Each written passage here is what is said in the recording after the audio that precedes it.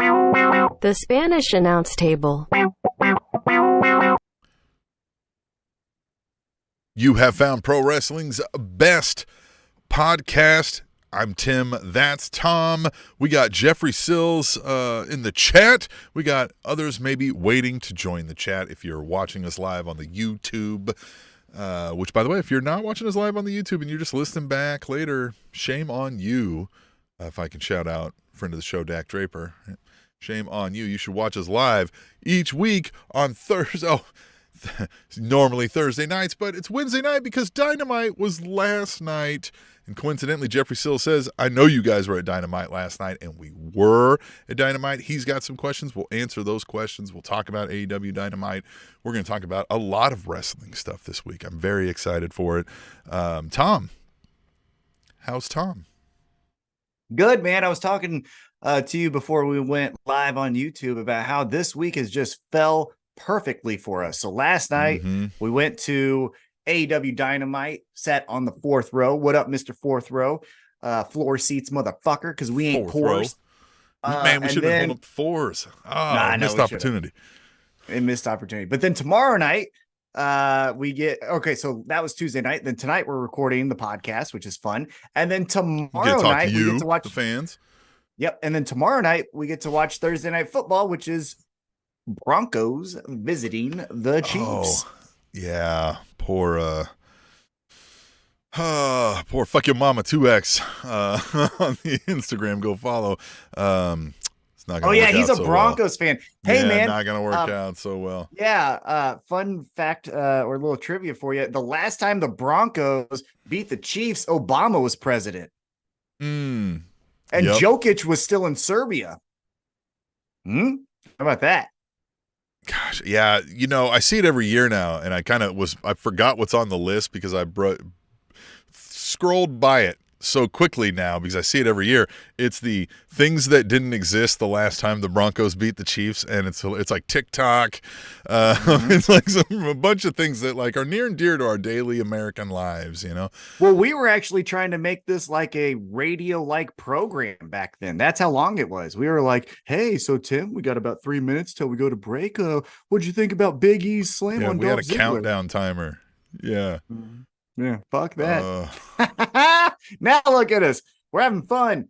So yeah, like I said, the week is just laid out perfectly for us. Last night's Dynamite, we actually got one of the better Dynamites of all time, in my opinion. I haven't watched it back on TV yet, but live. You did the Nana? Incredible. Oh, I did. Brother, do you know how many? So Prince Nana, fun fact, shouted us out on that. Let's see, as of right now, 6:10 in the One True Time Zone, how many fucking views that has got. Let's see here. Boom, boom, boom, boom. Last time I checked, it was 3,000. Let's see if it's gotten any more. Oh man, here we go. I mean, you were living your best life. I'm sure people enjoyed that video. I mean, it was fun, you know. You had your Bud Light in hand, still keeping your balance. Yeah, 3,085 people saw me act like a dumbass. Love it. Tumor and all, Tom was in it, man. He was like, fuck this. I came to na-na. Na-na-na. Yeah. What up?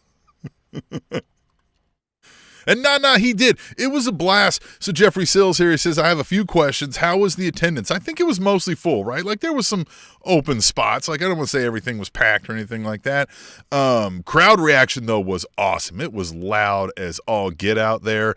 There was a lot of like organized chants that took on very quickly, right? And this is what I've said about AEW Dynamite and AEW in general that I have not felt about a WWE show since I can remember in decades, is it felt like a party last night. Tom, would you agree? Like it felt like everybody came to play and we were all there to enjoy it. Yeah. Yep. And this, look, I'm going to say it because there's a million reasons why I don't like WWE, but obviously I will give them, credit when they do something cool. For example, that Puerto Rico pay-per-view with Bad Bunny and Carlito and all of that stuff. Awesome. Really cool. Yeah. Right. However, every time I would say since I saw the house show that had the Wyatt family versus the Shield, since that show, it was a Super Bowl Sunday. That was when we interviewed Big E. Remember that? After that, all the shows feel stiff and an infomercial. And here's the even more so on that, to go a little bit more onto that point. We go with my brother-in-law, and he was going to WWE shows, and he legitimately asked me, he's like, hey, like, this is fun. But I would rather, if, because of money, we don't have all the fucking money in the world, even though we kind of do. Like, let's just go to one of these. And he goes, I would rather go to AEW because it's more fun for me as a casual than going to WWE. Because he said it feels like they're just pimping out their Visa card or whatever new sale they have on shop. And it's like, it's not a fun atmosphere. And so that's just from my account and a casual's account of going to the shows. I love AEW shows. Last night's show was honestly up there. It was one of my top 5 favorites. There was a TNA show at Memorial Hall. It was a house show. Oddly enough, Christian Cage was at that one too. Main event was Christian Cage versus Kurt Angle. That one has a special place in my heart because I got to meet Kurt Angle and he watched some of the matches behind me. And I was like, hey man, you like that? And he's like, yeah. And he had a big dip and everything. Anyhow, the last night's show, really fucking cool. Yeah, the one thing I would say is it is a party and it's great. I think they should do the shooting of the Rampage before now, right? Yes. We don't have Dark and Elevation. So, like, we jumped into it pretty quick, which was a unique experience because I think we've been trained to this idea of, like, you go and you sit there through the dark matches and you get ramped up and then you go blah. Like, we had one dark match and it was a banger, right? It was Eddie Kingston and it dark, not quote unquote dark. Like, I think they're going to show that on ROH, right? No, they showed it on YouTube live. Oh, they showed it on YouTube, right, live. So again, not really dark even. So, like, we got right into it, and that was unique, but I still think, like, I don't think that would have been hindered if we would have done the Rampage before, right? Unless, and maybe we get into this later, into a deeper conversation, if you're going to do that, if you're going to say, hey, I get some of you are leaving, but the half of you that stick around for Rampage, we're going to do stuff a little weird, right? Like, we're going to get crazy. We're going to push the envelope a little, do something, that's not just kind of vanilla. It feels a little vanilla that you sit there then for an hour and you're like, oh, man, thanks, guys. Like, time to go, right? Like, we should have left about 30 minutes ago. Yeah. But other than that, it was a blast. Oh, and he asked about the cost. I mean, we like to get floor seats because we're ballers. But comparative to last time, I think it was about the same, wasn't it? Or maybe it was a little, No, it was the same. Yeah. So anyhow, I think AEW shows are amazing and so much fun, and last night was no different. Theo just asked, did I get Madden 24? You bet I did. And Tim's got it. Tim, side note about Madden 24 or Madden in general, Tim goes on these damn franchise modes where he's playing in like the year 2060 or whatever. This motherfucker's like, hey, I got Patrick Mahomes' grandkid as my wide receiver. I'm like, what the fuck is that? That's crazy, Never said that once. Yeah, you said it a couple times. I did get to a point where Travis Kelce retired, and I was like, oh, I'm sad. I was like, I know this is fake. I was like, but I'm sad. Well, like, man, the way his legs are holding up so far this season might be coming sooner rather than later.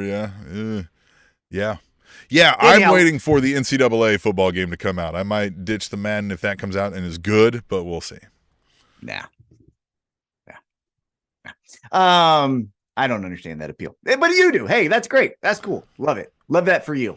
Let's talk. It'll probably be the only thing fun left. The college football is getting to be weird now, so like it'll be fun to maybe get a game that I can play for another 10 years, and we'll be like, remember when this used to be fun? Have you done the superstar mode? I forget what they call it in Madden, but like you get drafted and you're all that. I did that a couple years ago on that version of the game, right? And I don't know, it was fun for like the first year, right? You get through the year and then it's kind of like, all right, I'm done with this. Yeah, I haven't started. I was thinking about starting it today. I might do it tomorrow. But yeah, I heard like now you have to go through a combine and like do bench press and like a 40-yard time and all that stuff. Yeah, right. So yeah, I mean, it is like if you played a lot of Madden, you're like, geez, this is getting a little repetitious, repetitive, right? You jump in and do that. Yep. Yes. But you know what's not repetitious and not repetitive? AEW, because they are having fun. Fuck all you people that says it's AEW cold right now because you heard it from some fucking old guy who talks into a microphone, Dave Meltzer. Side note, and then we'll get into it. He's not news. He's not fucking news. Just because he says a goddamn quote doesn't mean Wrestle Talk needs to be like, Dave Meltzer, fuck you, man. And it's fine, right? Like it's one thing if you're reporting on something to say Dave Meltzer said this, right? About something. Because then you're saying like Dave Meltzer said this. Now, that should also clue into anybody who's been tuned into the pro wrestling, dirt sheet world, if you will. Lots of high-ranking wrestling officials and wrestlers have all said, like, fuck Dave Meltzer. We give him a bunch of bullshit all the time just to fucking, just get him to go away and to see when he's fucking, when he's, like, lying to us and shit like that. Yeah. The other thing, and the thing I genuinely dislike about all of those dirt sheet writers is I've never seen them print a retraction. They've never been like, hey, so we actually cannot say that source was reliable. We're going to work to be better. The report that Matt Riddle is coming back to WWE is not true, right? It's always, well, things change. Well, motherfucker, then don't report it if things change. That's how fucking journalism works, you dumb shit. Anyhow, that was my rant. Let's talk about on this day. Speaking of, let's take a little trip, huh? Oh, you were about to say something? Did I interrupt you? You want to take a little trip? Back in time. You're already dancing. Oh, yeah. I love it. See, this is why you should join us live on the YouTube if you're just listening back later, because you can see all the fun graphics that go up when we say back in time. Right? And we see what happened on this day in pro wrestling history. Tom, October 16th, 2011. TNA Bound for Glory aired from Philadelphia, Pennsylvania. Austin Aries retained the X Division title over Brian Kendrick. Rob Van Dam defeated Jerry Lynn in a Full Metal Mayhem match. Okay. Velvet Sky won the Knockouts title in defeating Winter, Mickey James, and Madison Rayne, with Karen Jarrett serving as the special guest referee. Like it. Good stuff. Kurt Angle retained the world title in the main event over Bobby Roode, but the match before the main event saw Sting win the control of TNA back for Dixie Carter by defeating this wrestler in their final televised wrestling match to date. Sting, Hulk Hogan. Yeah, it was Hulk Hogan, right? Remember that? Because then he went babyface because Sting was getting beat up by everyone and Hogan was standing in the corner. And Sting, to his credit, was doing some good wrestling acting when he was like, help me. Right, he was dying. Yeah, right. Yeah. And then Hogan's like, yeah. Yeah. Good for him. Yeah, whatever.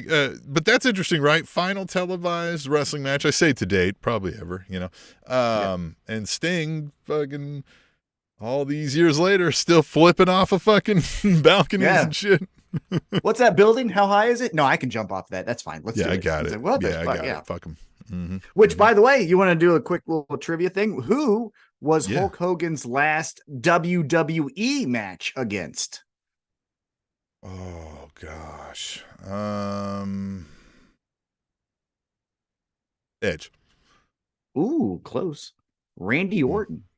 Randy Orton. Yeah, it had to be somebody of I was thinking that era, but top level dude. Yeah, because I just guessed because it was around the Hogan Knows Best TV show, and Randy Orton was looking at Brooke and all that stuff. Legend Killer TV thing. Shows. Remember that Hogan TV shows. We're going to talk about that. Let's go and see what happened. On this day, October 17th, 1999. Ooh. WWF No Mercy was held in Cleveland, Ohio.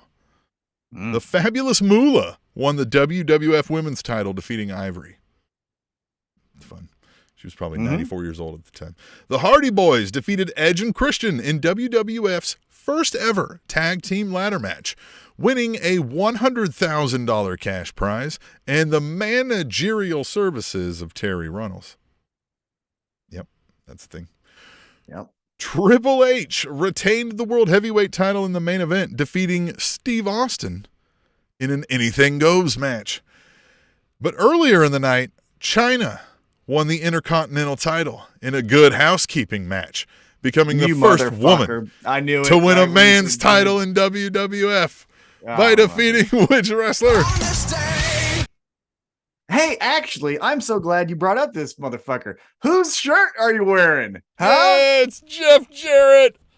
Yeah, look at that ugly shirt. And you know what? I got to say this too. We love pro wrestling tees. You can go to SpanishAnnounceTable.net. You can click a link up there. It says buy our t-shirt. It'll take you to Spanish Announce Table's pro wrestling shirt where you can buy a shirt that will come in amazing quality. We have tested this. Everyone that we've gotten and everyone that everybody has gotten has told us it's come in great. When it comes to Jeff Jarrett, apparently, however, this one, they couldn't even get the fucking pattern exactly fucking centered. It's like a little off, you know what I mean? So like a fucking course, right? A fucking course. Now, if I had like bought a shirt I was trying to wear and liked, I'd probably ask for my money or a refund or a replacement, right? But fuck it. I'm wearing this because I lost our last picks game. Tom cheated somehow, I'm sure. He has insider knowledge or something. But yeah, look at this ugly. I said this before. It looks like a Wyoming tourism shirt where he replaced the wolf with himself. You see this thing? You know what I mean? Yeah. Right? Yeah. That's a great. It's like a picture of wolf head right there. Yeah. See, you should be watching us live on the YouTube. Yeah. But yes, China. So this was initially Jeff Jarrett won this match. But he hit her with the Intercontinental title, and the Good Housekeeping rules said that you could use any household items as weapons. The title. And they said, no.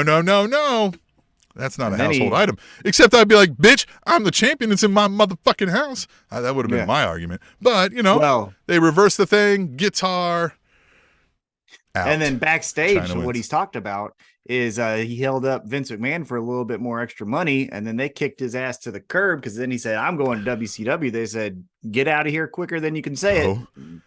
Yeah. Bye. Go suck over there then. Yeah, that is so great. That Jeff Jarrett. I know, and it's so on brand for his shirt to be off-centered. You know what I mean?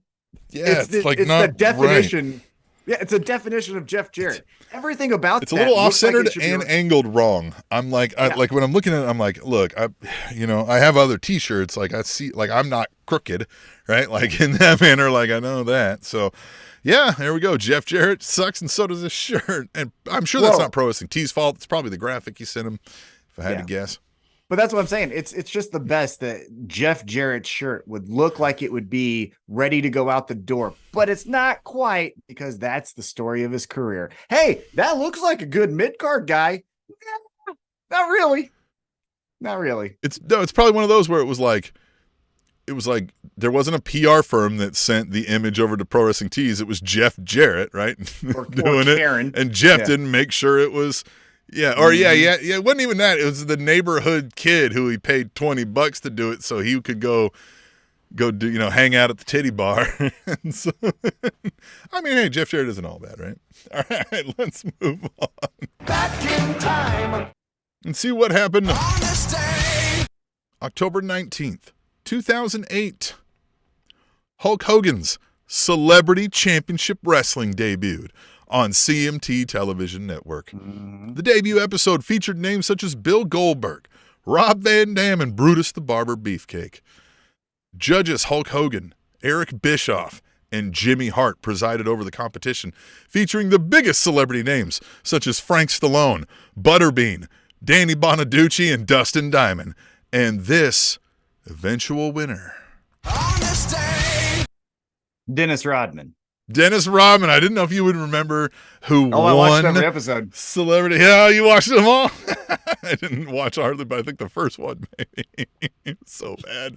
Well, because I wanted to know. Like I said, I am a sucker for lists or competitions. And so, like, once I get in, I'm like, well, now I got to fucking find out. We just got to start making list videos. And stay tuned. We're going to do a list here with Tom coming up here. Lists. But yeah, love lists. Hulk Hogan's Celebrity Championship Wrestling. We should bring that back, right? Who could we get now? Maybe we do somebody other than Hulk Hogan, right? No, it's got to be Hulk Hogan because it has to be that B-list celebrity type of show, like just below Dancing with the Stars, right? Like it's got to be the C-list celebrities. Right? Well, you know who that would be then, because Hogan couldn't do it. His age and his health, he couldn't do a week-to-week show. But you know who's out of work?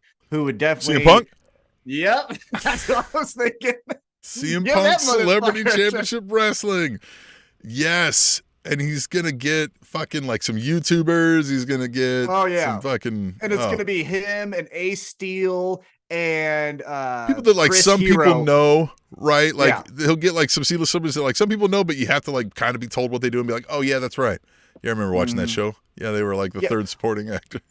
Or it's going to be like, who's that family of girls that just like dances on TikTok, the Delilah or Delilah, you know what I'm talking about? They're sisters and stuff, those girls. Or you get, know, or you get, who's an athlete that would like pro wrestling, like Sean Merriman, right? That former Chargers linebacker, he would be in there too. Yeah, look at that. I already came on the show. Punk, hire me because ain't no one else doing it.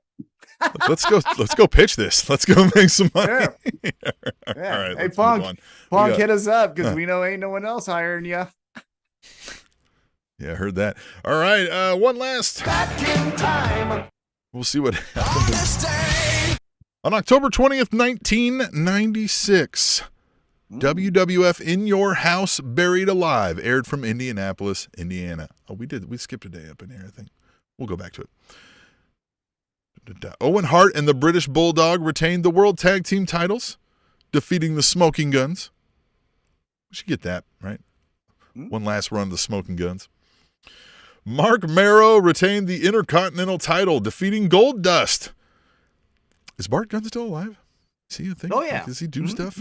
Does he work? I don't think he's in the wrestling industry. He tried to do fighting, like a little bit, like legit over in Japan. But I don't know what he's up to now. He did the Dark Side of the Ring. That's how I know that, because they did the Dark Side of the Ring about the Brawl for All, and he was like, the Brawl for All. Yeah, okay. Right, yeah. He's like, I knocked people out. But this night is most remembered for The Undertaker defeating Mankind in the main event of the first ever Buried Alive match.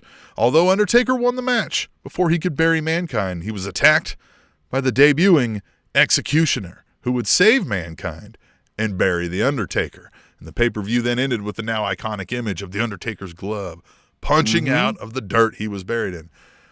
Who played the role of the Executioner? I swear, I don't remember this because I thought it was Paul Bearer who just turned on Mankind, and then that's how they did it. Because I remember Undertaker brought somebody out with him. It was the Executioner, guys in a mask and nothing else, basically, right? Brian Lee. Ooh. No, it was Terry Gordy. It was fucking Bam Bam up in there. Oh, wow. Yeah. As short-lived as this was, I don't really remember anything else about the run of the Executioner or anything like that. I don't or what happened remember the motherfucker there at all. Yeah. But yeah, Terry Gordy. I do remember the Mankind Undertaker feud really well, though, as far as like the first steps of that feud, because it was so jarring that up until that point, Undertaker didn't get his ass kicked, right? It was Undertaker that kicked the ass, and if like the babyface would hit their finisher and get the 1, 2, 3, but that was it. Mankind then came out and he was like doing the, signature Mick Foley elbow off the apron out to the floor and like leaving Undertaker out on the end of like Monday Night Raw episodes. And I remember that was so jarring to me. I was like, who the fuck is beating up Undertaker? This is crazy. And then obviously, then they roles reversed and he damn near killed him and held him in the cell. But yeah, I remember about that. Yeah, we did skip one, so I'm going to go back here. We're going to even go back in time and see what happened. On this day.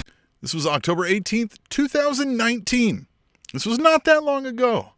But when we talk about it, it's going to feel like a lifetime ago. October 18th, 2019. WWE SmackDown aired live from Indianapolis, Indiana. Shorty Gable defeated Curtis Axel. Oh my God. Yep. Mm-hmm. So much potential with that gimmick, right? Mm-hmm. Nikki Cross defeated Carmella, Mandy Rose, Lacey Evans, Sonya Deville, and Dana Brooke in a 6-pack challenge. Braun Strowman defeated Drew Gulak, which, surprise. And which wrestler would fail to win the Intercontinental title over Shinsuke Nakamura when Nakamura was disqualified, and then would later team up with Daniel Bryan to defeat Nakamura and King Corbin? So he has an Intercontinental title match against Nakamura. Nakamura gets disqualified, keep the title. So later, in getting some revenge, has to team up with Daniel Bryan to take on Nakamura and King Corbin, who's feuding with Daniel Bryan. Is it Kane? Nope, not Kane. Not Kane. Fuck, AJ Styles? I don't know. You would think that, but it was Roman Reigns. So this apparently was like right before they flipped the fucking switch. Because how long has that motherfucker been champion now? Like 4 goddamn years, hasn't it? So yeah, he was not winning an Intercontinental title and in the mixed tag team matches at this point. And suddenly, fast forward here 4 years, and he's can't fucking lose to anybody. It's not mixed tag team. It was a traditional tag team. Well, you know, although I mean, like mixed, pairings, right? Yeah, right. Although it is not traditional for 2 men to be teaming together as God intended. So I don't know why we call it that. Traditional is a man and a woman. Yeah, tradition is a man and a woman. God damn it! You should say that every time. I want to. That'd be fun. Oh, Roman Reigns. Because, I think now that you said that, because the Baron Corbin thing, that was probably around the time when the dog food shit, remember that? When SmackDown and dog food and all that, because he was the big I don't know when that was, but man, Roman Reigns, we will say this, everything they've given him, like, he took a lot of their shit to get there. So, I don't hate the player in this game, if you will, right? When it comes to Roman Reigns in the current state of like WWE programming, like great for Roman Reigns and Joe, whatever his name is, right? Like great, but the fucking game sucks, right? Like the fucking stage over there sucks. Yeah, I never thought, and I still don't, to be completely transparent with you, I don't think he still has the charisma to be independently creative and be like, that's the shit. So that didn't help him, on top of Vince McMahon fucking sucks as a booker. Like he always has. He did he did 2 stories. He did Kane and Undertaker, and he did him and Stone Cold Steve Austin. Everything else was stolen. Everything. Fuck him. Fuck 'em. Yeah, well, I mean, fuck them. I'm with you on that one. But that was all we had for some good stuff for this week. So you can tell your friend, parentheses S, this week while you're at work or whatever, or you can just bore some co-workers who don't like the wrestling. You just tell them the facts anyway. Fuck them too, right? Yeah, and speaking of charismatic, let's get into my top 5 list, which happens to be, you teed me up perfectly for this. Okay. The topic that you gave to me, who are the top 5 most charismatic professional wrestlers of all time? So here's my thought process on the word charismatic. I didn't look it up because fucking you can define anything as whatever you want, right? We don't fact check, nerd. We don't fact check either. I define in this setting charismatic as someone who can captivate an audience regardless if they're a babyface or heel, and also can be independently outside of the promotion that they're in. So, for example, if you were to take, I won't ruin my list here, but let's just say Sting in the late 80s, and you were to put him in WWE, he's still fucking awesome, right? Like that person, that whole being is going to be transcendent of just the promotion. Whereas sometimes you have people, and I'm not taking a slight at him, but Seth Rollins, for example, to me, feels very much like a WWE product. You put him in AEW, he would still do well, but it would be, well, that's the WWE guy, Seth Rollins, right? Like it's not transcendent of WWE. So that's where I came from with this list. Here's the thing. I do have it 5-1, but I think that is kind of insulting because they're all fucking great. So I'm just going to do 5-1, but it's not my actual 5-1. Yes, it's right. I'm listing 5, but it's not 5-1. So just don't come back and be like, you said number 3 was blue, and that's fucking dumb. It's not really 3. Okay. So here we go. We're going to start from what I put in the 5th spot, but again, not really the 5th spot. My 5th most charismatic professional wrestler of all time, Terry Funk. I Good tell you choice. what, you go to NWA, you go down in Texas when it was him and his brother and his dad, you come up to WCW, or you go down to WCW, you go up to WWE, go over to ECW, which was a complete zoo of everything else. And Terry Funk was still fucking awesome everywhere he went. And he was always either a top guy or right there next to it. And so I think he could do anything. I think, again, babyface or heel, it was just out of this world charisma from Terry Funk.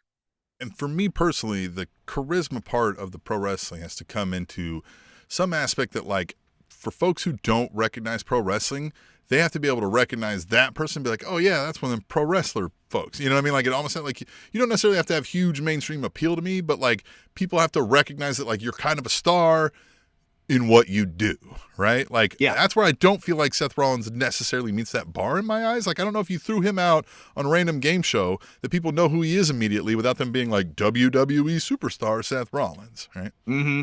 Yeah, someone who makes heads turns. Someone recently that I don't have on this list because their career is still too short, but someone who I still think could be up there with the best is a Jade Cargill, right? She walks into the room and you go, motherfucker, this is the shit right here. I don't know what she's doing, but she's fucking cool. And so now her, obviously very young in her career, so we'll see what happens, but she is one that comes to my mind for like today's. But I think Terry Funk fits this, right? Like, people, you could talk to people, especially older guys like us, or older.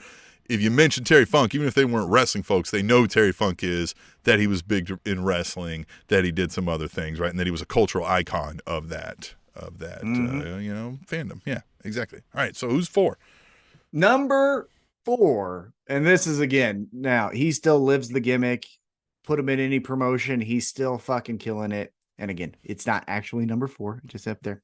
But I'm going with the 16-time World Heavyweight Champion, the Nature Boy, Ric Flair.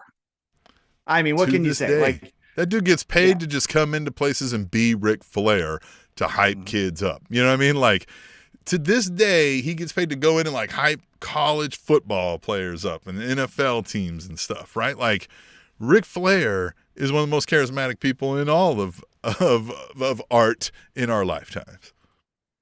Yeah, exactly. And again, another person similar to Terry Funk, where it's like, go down to WCW, be an NWA, the territories, come to Kansas City, go to St. Louis, go up to, New York, wherever it is. And it's motherfucking Ric Flair. So the legend grows. Yeah. Mm-hmm. Yeah. Now, again, the outside of the ring, but we're just talking about what we see on TV. It might not be the greatest dude, but charismatic. Right, but charismatic off the charts. All right.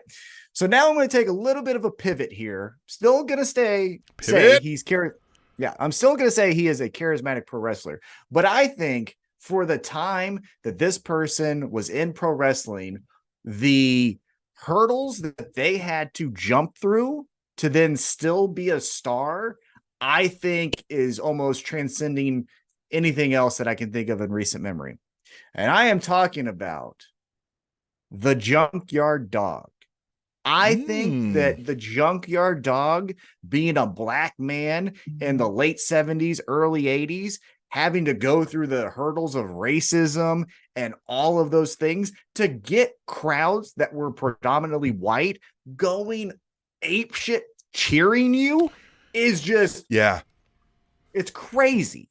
And that's it. I think that's what defines charisma too, is like, he didn't even say much, right? The guy had walk in the room charisma to where you just like, it was a party. The people wanted to be there. They wanted to fucking be on his side. And all he had to do was go in and be like, right, motherfuckers? And we went like, fuck yeah, motherfuckers. Like, kind of how we felt when we were in the same room with Nick Gage, right? Like, we were just like, let's go rob a bank with this motherfucker. I don't give a shit.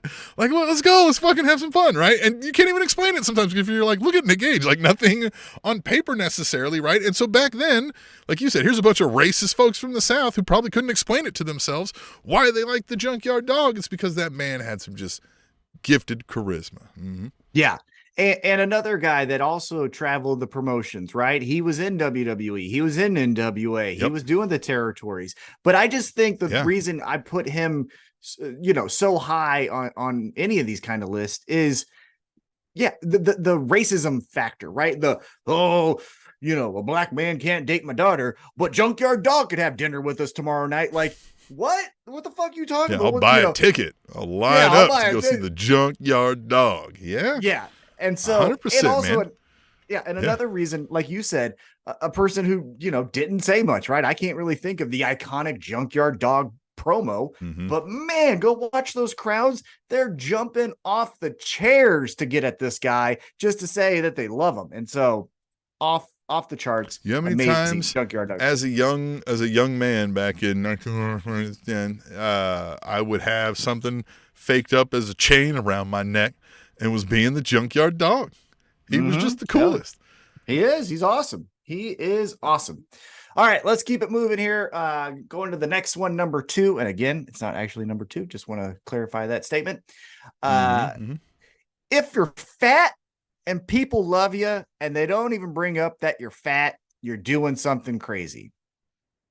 And the American Dream, Dusty Rhodes, is a motherfucker who walks into the room. You know that motherfucker is a star. Star in what? We don't know. But boy, he's going to sell you. He's going to sell ice to an Eskimo. You know what I mean? Like, that guy had it going on. You can tell by, glance at the guy that you're like, all right. You know what I mean? Like, fuck, this guy's about to sweet talk me and take me home tonight. I don't even know what's going on here. Dusty Rhodes, it was just magic in the room, 100%. And like you said, this is not to body shame or disparage, but when you think of pro wrestling, you think of the hard body, rocked out dudes.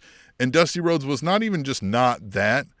He was a bit of the opposite, right? We're talking love handles, saggy boobs, you know what I mean? But like, let's go all night.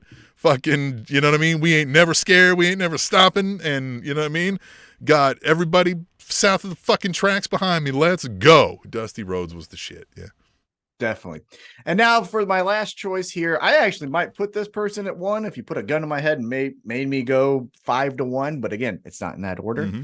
But if you think of today's atmosphere in entertainment, we're all about, well, what are they really like? Who are they really dating? Where do they live? What are their thoughts on political issues? Where do they lean as far as social issues go, right? And all of the people, content is king. So they just pour out their heart. And in wrestling, they break kayfabe. And you find out that, they grew up a wrestling fan. Or actually, Brock Lesnar's case, he didn't even give a shit. He just showing up for a check, right?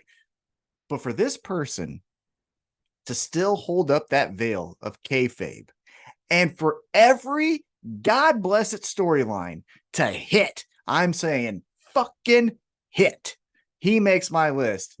And I'm obviously talking about your AEW World Heavyweight Champion, MJF.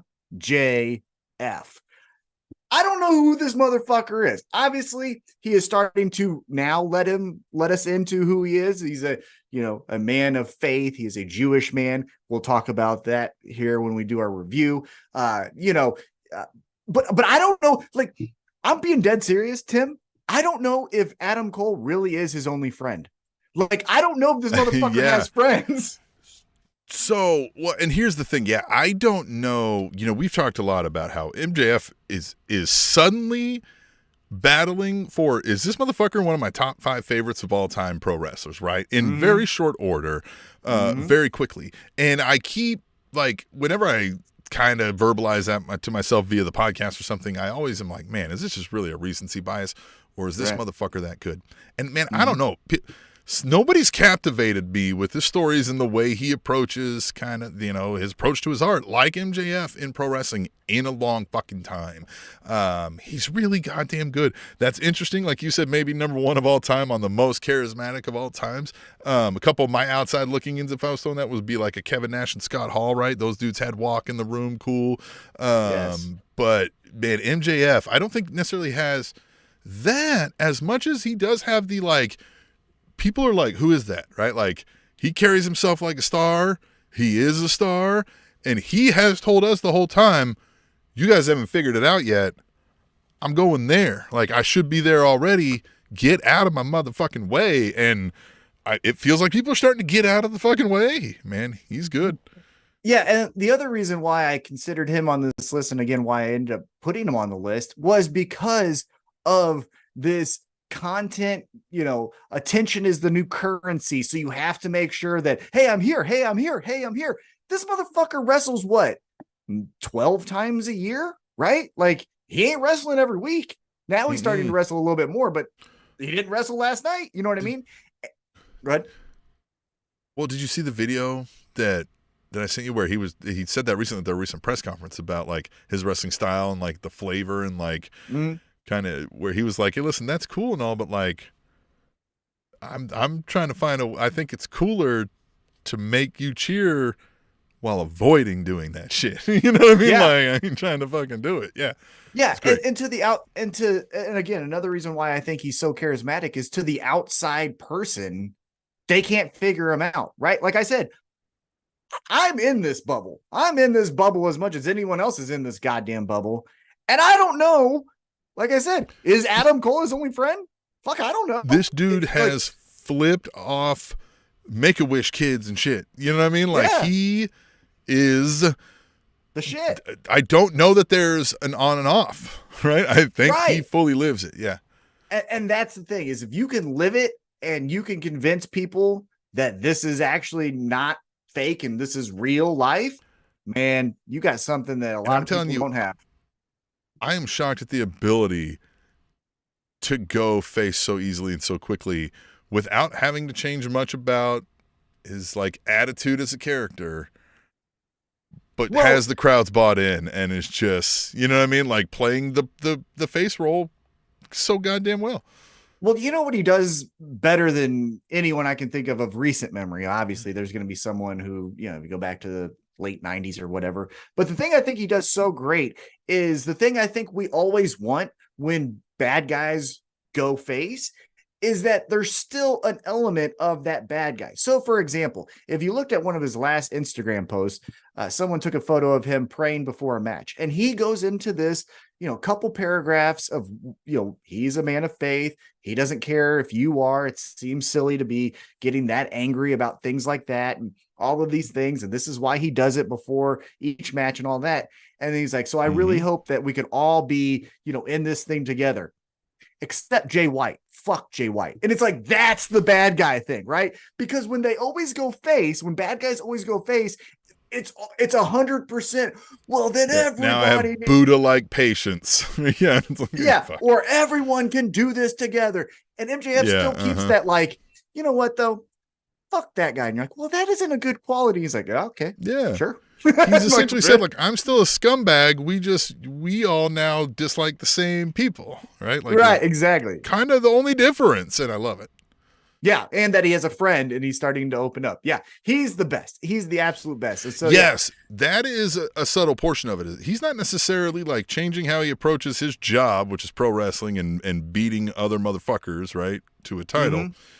But he is changing how open he is and guarded, right? And non-toxic masculinity, right? Like letting some of that go and being able to feel safe in doing so. Yeah. Definitely. All right. So there you go. That's my top 5 most charismatic pro wrestlers of all time. Just good stuff. Yeah. Just to recap it real quick. We got Terry Funk, Ric Flair, Junkyard Dog, Dusty Rhodes, and AEW World Heavyweight Champion MJF. Yeah. God. All right. Good stuff. Good stuff. All right. So speaking of the World Heavyweight Champion of AEW, we saw him at AEW Dynamite Title Tuesday. I mean, it would have been all right if we would have done Titty Tuesday also. Just saying. Tony Khan, if you want to think about it. You do have the Titty Master there with Jon Moxley, so we could crossover is easy here. But we were there in Kansas City, Independence, Missouri, and we had a blast, Tom. As we mentioned, you can go to our Twitter X account and see Tom doing the na-na. Yeah. It's Twitter. I've told you this before. It's Twitter. You go to twitter.com. I don't know why people think we got to call it X just because some fucking guy put a symbol there. Fuck him. If we could just keep calling it Twitter. Yeah. Yeah. Fuck that guy. Until he tells us we got to pay for it and we all leave, just keep calling it Twitter and then be like, all right, exactly. fine. Yeah. X, Fuck cancel. Elon Musk. Yeah. Fuck Elon Musk. But yes, we had an amazing time. You can see that video on Twitter. Most likely we'll chop it up. We might put it on our YouTube. We might put it on Facebook. We might put it on Instagram, all the stuff. Such a great time. As Tim mentioned, they got right to it. So doors open at 6:00 in the One True time zone, and 6:30 was the first fucking match. Home standard time. Yeah, right here in Arrowhead time. We got right to it. And let's talk about it, Tim. So before AEW Dynamite went live on TBS, if you tuned in to the buy-in on YouTube, you got to see the Ring of Honor World Heavyweight Championship and the New Japan Strong Openweight Championship on the line as dual champion, Eddie Kingston took on Murder Grandpa Minoru Suzuki.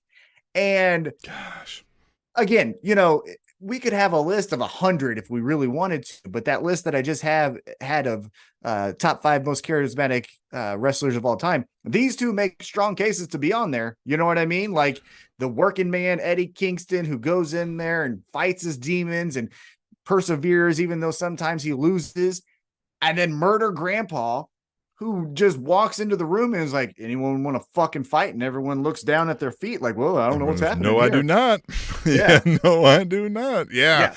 Great match. And, yes, I was talking to your brother-in-law. We were sharing stories, right? He had been on a trip to Greece a long time back, and I just recently had this first time, he and I had seen each other since the last AEW show. And so we were talking, but that match was going on.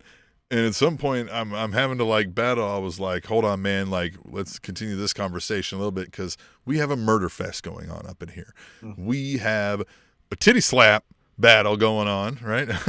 Shout out Tony Storm. It was awesome. That knowing Eddie Kingston enough to know how much he probably was geeked out to be doing this. And then just delivering on just beating each other up just for funsies, right? Yeah, that's the thing is I've been critical of this style of match only when it's everyone doing it. You know what I mean? When it's if Eddie Kingston and Minoru Suzuki do it, awesome. But if, for example, Bryan Danielson and Swerve did it, well, now we're kind of jumping the shark because in this match, as we saw after the match, these were two guys who respected each other and essentially was just saying, we're not going to cut corners, but who's the fucking tougher of the two, right? Who's going to be the one that falls? And I'm going to give you the opportunity and you're going to give me the opportunity and we're going to see who fucking falls first. That was the story of the match because, yes, there was one exploder suplex. I think there was a couple kicks to the chest, things like that. But it was, you hit me, I hit you. You hit me, I hit you. And then we're going to see who doesn't stand up at the end of this. And because it was two baby faces, I think that's why it worked for me. If it were any other people, I would say why the fuck are you letting him hit him? Right. But because of the respect and all of that, it was more of we're just going to find out who's the toughest. Not really who's the best wrestler, not really who's the best, things like that. It's just who's going to be tougher tonight. It works with Suzuki. Now, it helps if you're aware of Suzuki and know who he is, right? We've talked about this. AEW Dynamite isn't always the best about going this person, Suzuki, we know is kind of traveling the country doing this, right? It's who wants to step up and see who can fucking stand toe to toe. And so it is a bit of that. That's kind of part of his match style at the moment now because he's become that, right? Think you can stand up to a fucking 75-year-old man? I bet not, right? And some of y'all lose and some of y'all don't, right? And so that kind of fit there, like you said, for this moment because we've got, if anybody were to answer that challenge, right? If anybody was crazy enough, it's Eddie fucking Kingston.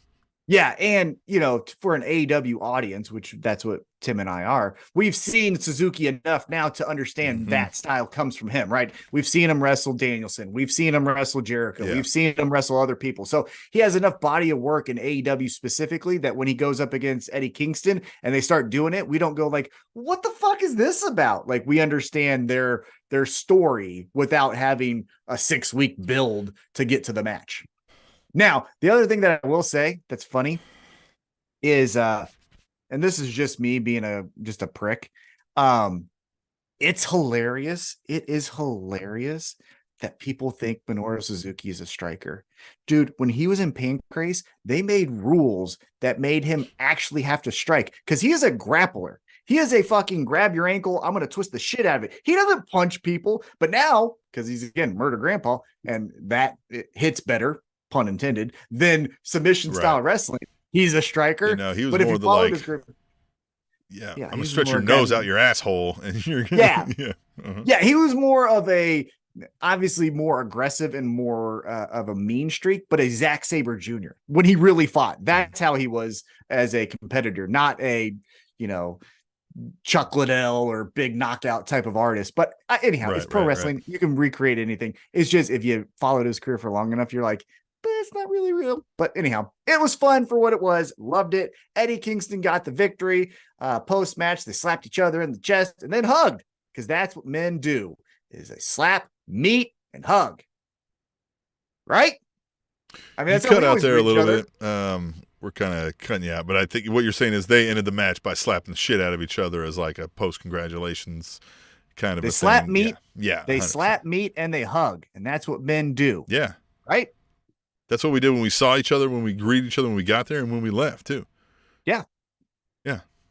My wife just got home. That's what we're going to do when we walk up. That's how humans interact. Yeah. Slap, next meet. time I pick up my wife from the airport, I'm going to like just whap. And then a hug. Yeah. Exactly. All right, now let's get into what kicked off the show.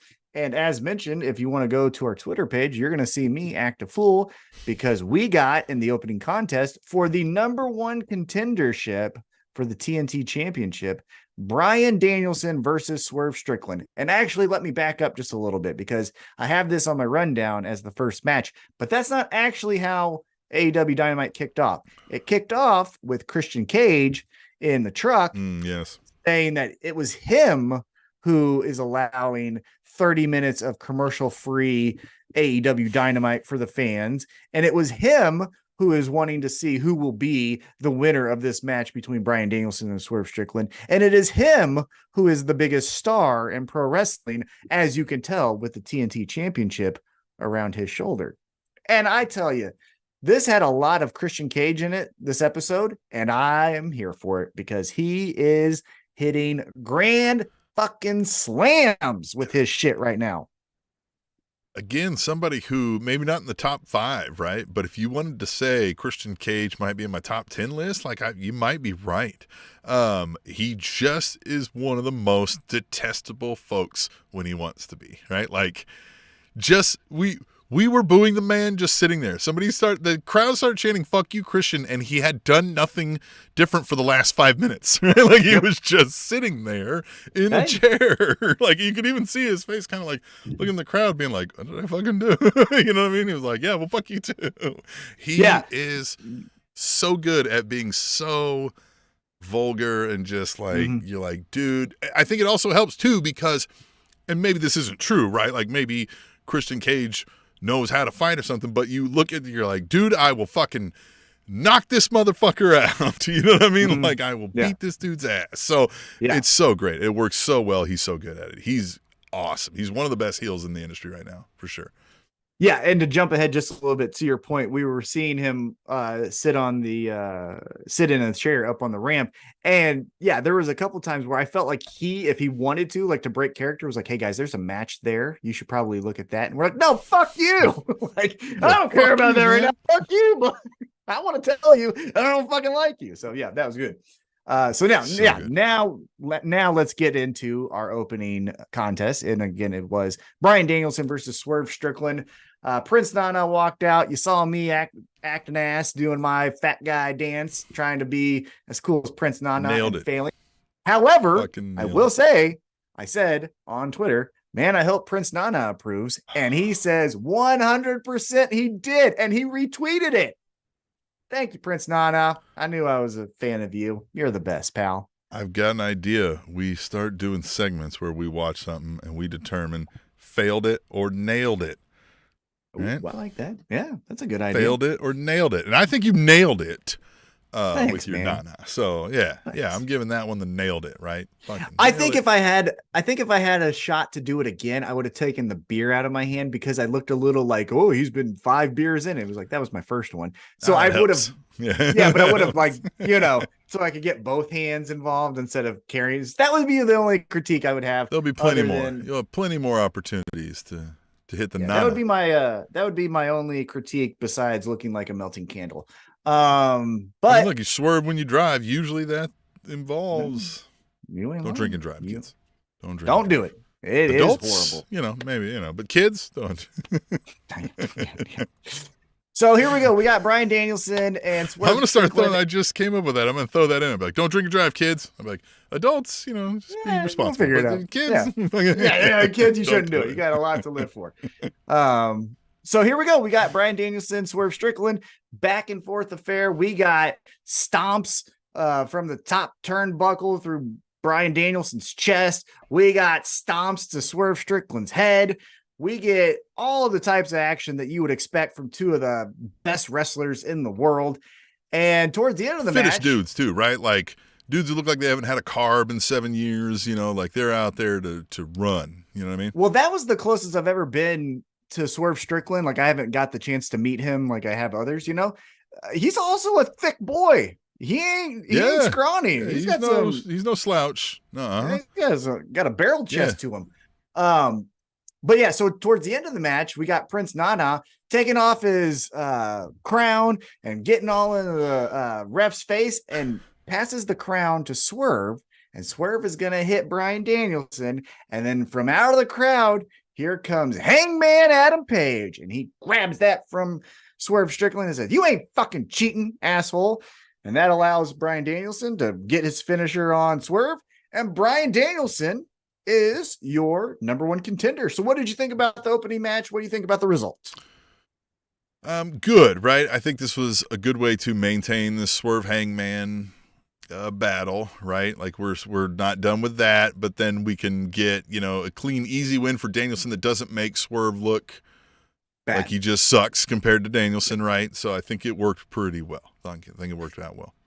Yeah, it was kind of a tough spot for both guys because if Bryan Danielson loses, well, shit, you know what I mean? Like he was kind of on the ascension with the Ricky Stark stuff, but then he would just drop off. With Swerve, he was on the ascension after the Hangman stuff, but then if he just loses clean, he falls off. So it was the best for the matchup.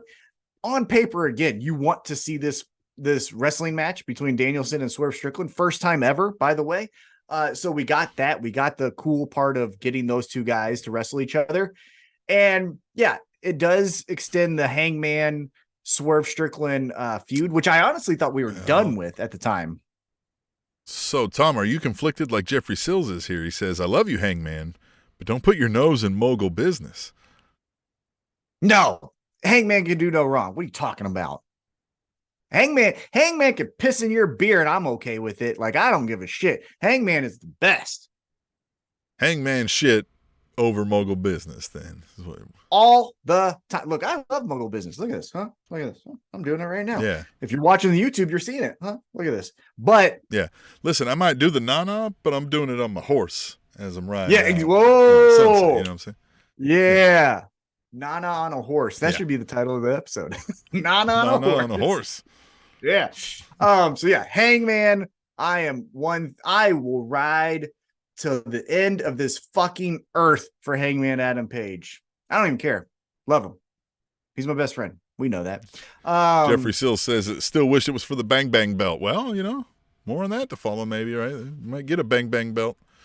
The Gang Bang Gang. Fuck them. We'll talk about them. After this, though, we get Samoa Joe, and he says, "Guess what, motherfuckers? This Saturday begins his ascension back to the AEW Championship." And again, he looks cool, looks like a mob boss. I would counter this, or I would add to this. Don't you have a championship already? What the fuck are we doing about that? Like, you're the ROH TV champion. Fuck that title. Like, lose it or something. Because it seems weird to be like, I have this championship, but fuck it. I really want that one. And it's like, what? Well, then why did you get the first one? You know what I'm I saying? just think maybe he should pull in some old nemesis and start his own little main event mafia, right? Go get him a Scott Steiner. Go get him, you know what I mean? Maybe like, get some old fucks like that and get some. No. Right, get some. Oh, love it. Let's book it. Let's say Not only ugly, she's fat. I love that. The way he says it at the end is so fucking great. But let's have some fun real quick. We'll get back into our recap.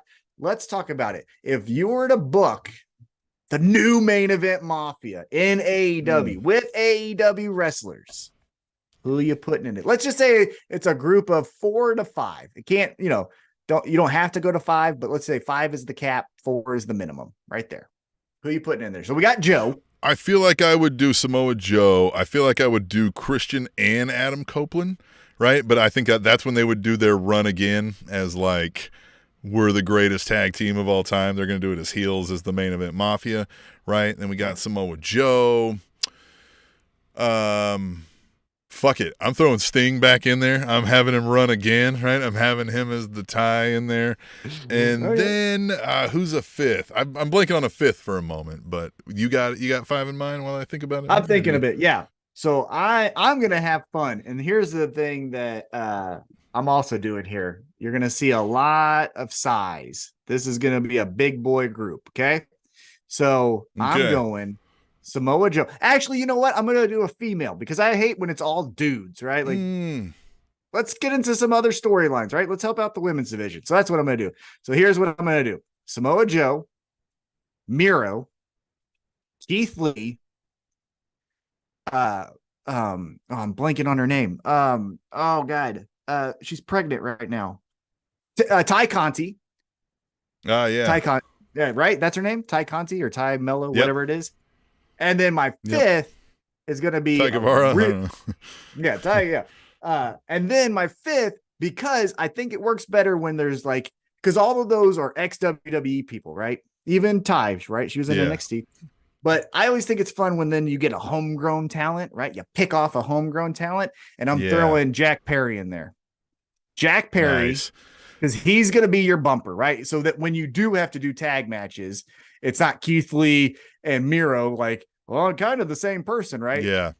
He's your change of pace, but they're all fucking massive and they're all going to kick the shit out of you. So since mine was more of the like, hey, these are some veteran, champs, and I was missing a fifth, I like your idea of making like kind of with the Judgment Day, we're going to add a woman in on this one. So I'm going to then do Saraya, right? She's going to fit that group, right? So we'd have Samoa Joe, Sting, Saraya, Christian, and Adam Copeland, right? As the tag team going around the main event Mafia 2.0, right? I like it. Jeffrey Sills we saw 2.0 last night, by the way. That was awesome. That was. Jeffrey Sills in the chat says Swerve can play the role of Booker T in main event Mafia. Yep. Swerve is a great option too. Swerve is a great option as well. I just think, I want a big boy group. You know what I mean? Like these motherfuckers. Can they get through the door? You know what I mean? Yeah. Meat. Love that shit. Yeah. All right, let's get back into it. Let's get the Meat Mafia going. Ooh, I like that. That's actually a fun name. Then you think maybe like instead of Jack Perry and Ty Conti, you get like a meaty woman. Like let's get who was the one that you were wanting? My favorite of all time, Willow Nightingale. Willow, yes, Willow. Yep. So you get Willow, and then instead of Jack Perry, so you got Samoa Joe, Miro, Keith Lee, Willow, Powerhouse. Yeah, that's a meat group. That is the Meat Mafia. Meat Mafia. It literally could set up physical blockades from people from getting to things and stuff like that, just crushing things in the back. Right. Everybody's prized possessions are coming. They've just been meated all over the place. Exactly. Speaking of meat, though, we get some meaty boy action on one side of the card where it is Powerhouse Hobbs. Like, oh, that's Powerhouse Hobbs. He was like, yeah, that's fitting. And I'm like, yeah. I was like, it's believable, right? Like you see that guy and you're like, okay, yeah, all right, he'll beat people up. He's awesome. Love him. I love when we met him too at All Out or whatever they called it, All Out Fest, whatever. He was super nice. Super nice. Smoothest hands I've ever shook hands with anyone. That's the thing. It was like silk. I was like, Jesus. Yeah. I remember in the moment, I almost said it out loud, but I thought that would have been weird. But I was like, this is the smoothest handshake I've ever been a part of. Anyhow.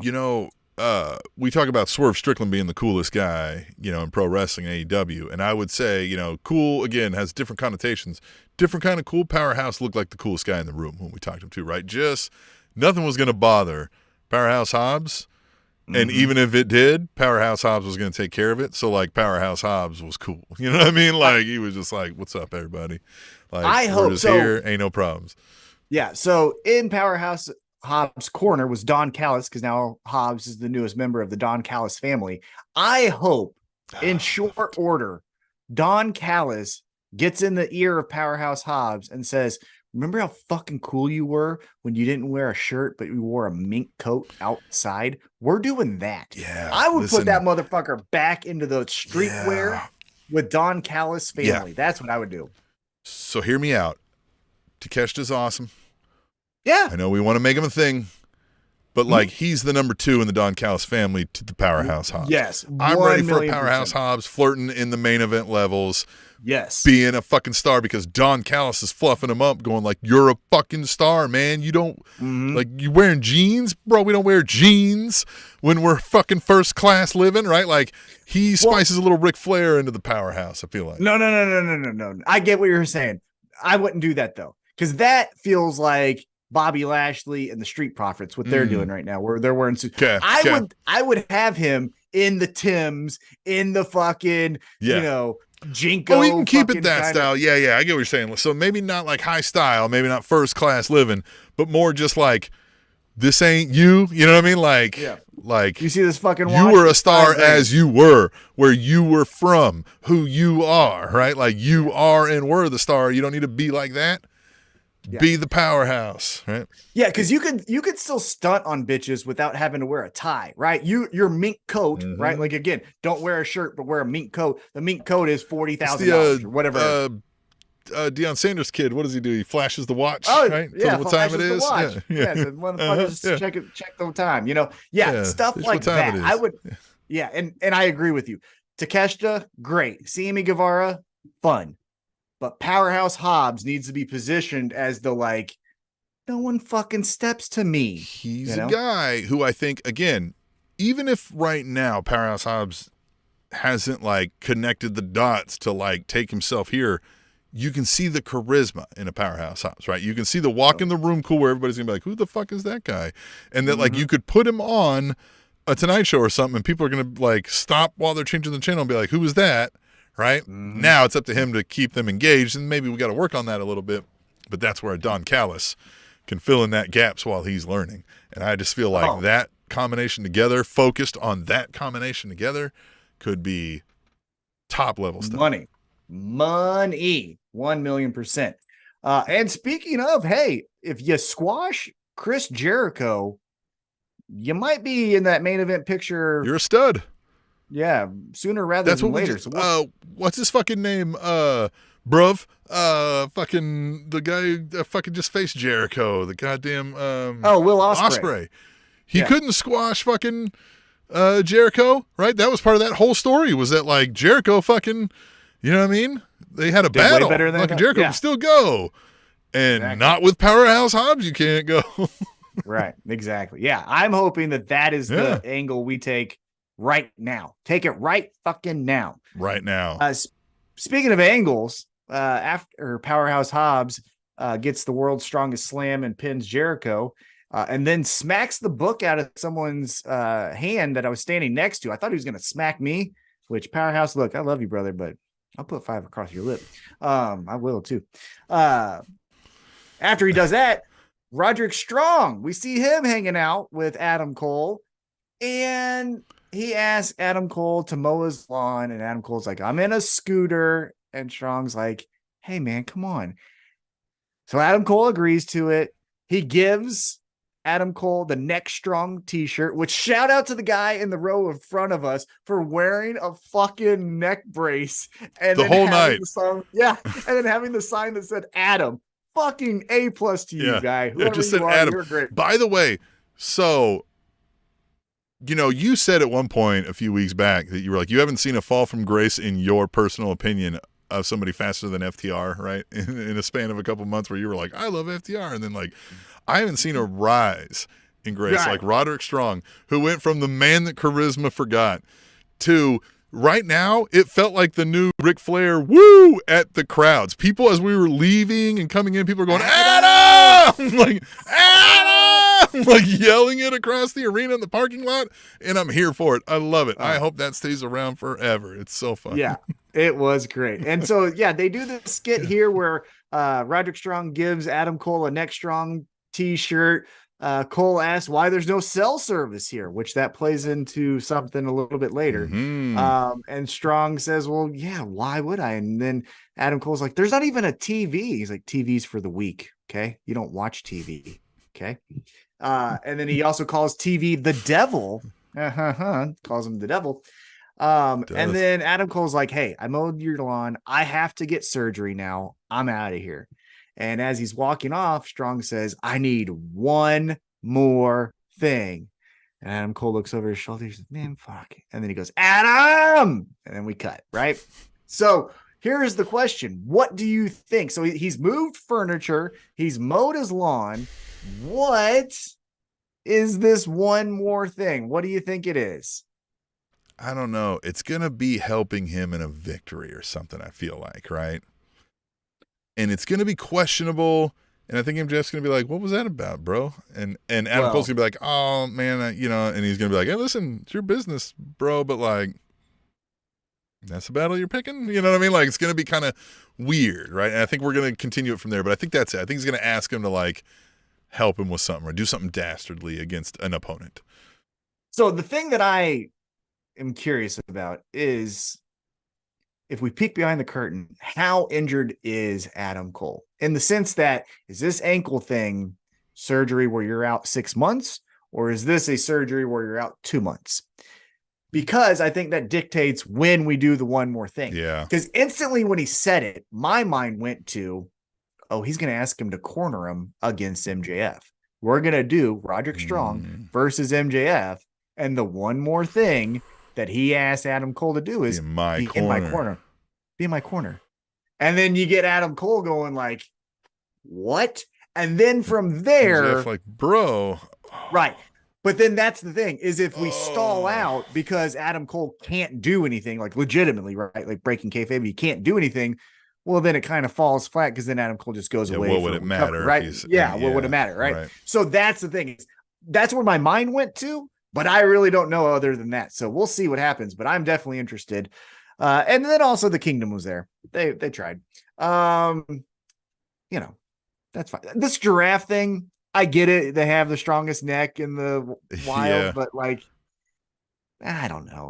I'm here for the Adam. I tell you, it was so fun. You just hear randomly, just Adam, and you would just be like, Adam, just for no reason. It's fun. I was driving home, just driving home, just for no reason. I would be like, Adam. Yeah, love it. It's great. Love it. All right, so then we get back into the ring here, and we get a TNT Championship title match. Rey Fenix, who was scheduled to face Jon Moxley. Jon Moxley did not get cleared. Instead was replaced by Orange Cassidy. And these two had a classic AEW match, which saw Orange Cassidy become your new international champion. I'm so sorry. I wrote here it was TNT Championship. That's wrong. It was the International Championship. I apologize. International, right? International. TNT is Christian Cage. At the time, Rey Fenix, international champion. But the story here, I think, was Rey Fenix is so injured that Orange Cassidy is taking advantage of, the low health that Phoenix has. And that's why he was able to get the mousetrap and the victory. Now, this is where I get mad at people. Orange Cassidy could argue the only reason I ever lost was because I had fucking become so injured over 56 weeks of the fucking thing. And that's what Well, and so here's the thing that I don't like. How to say this the nicest way. I hate wrestling fans. Because they ruin shit. Because this is where people go like, well, Rey actually got hurt in the match and they called it audible. And so then Rey Fenix, like, he wasn't even supposed to be fuck you. The story on the TV was that Rey Fenix pinned Jon Moxley. So then, yes, he fucking was. Like, shut up. Why do you guys ruin these things by fucking wanting to know it. You're fucking dumb. God damn it. I just fucking hate it. Anyhow, what'd you think of the match? The match was great. And I was surprised, right? Because again, here we are in a moment where, the other match contestant couldn't make it. So we filled it in with who's kind of involved in that storyline already and was a recent champion. Like, that feels very convenient. So in my mind, no way did I even think for a hot second that Orange Cassidy was winning this match, right? Like, I just thought, all right, stall week then, right? But we'll get a great match out of this. And that victory happened, and I was like, holy shit. And then we got the confetti and everything. It was really setting in. I was like, this is cool. I was like, this is fun. Well, and it even looked like it's set in for Orange Cassidy because, obviously he doesn't get too crazy one way or the other unless he's firing up during the match. But he kind of was staring at that belt for a long amount of time, and it felt like he was taking in the moment, which was interesting for his character because, again, he doesn't try. You know what I mean? Now he does, but whatever, right? Yeah. So it was interesting that was his reaction to winning the championship for the second time. Now, I predict, and again, if I'm wrong, I don't fucking care because it's fun to watch pro wrestling, especially AEW, not WWE. That's my opinion.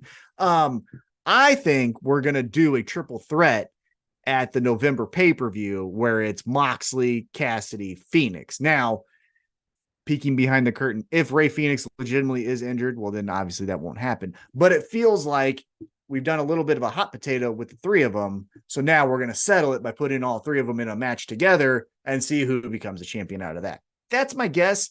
But I am definitely interested that now Orange Cassidy is your champion kind of seemingly out of nowhere. Because again, he wasn't scheduled to, if you're in the world of kayfabe, he didn't even know what he was going to do that night. And then he shows up, gets a title match, and now he's champion, right? So pretty crazy. He's here. Mm-hmm.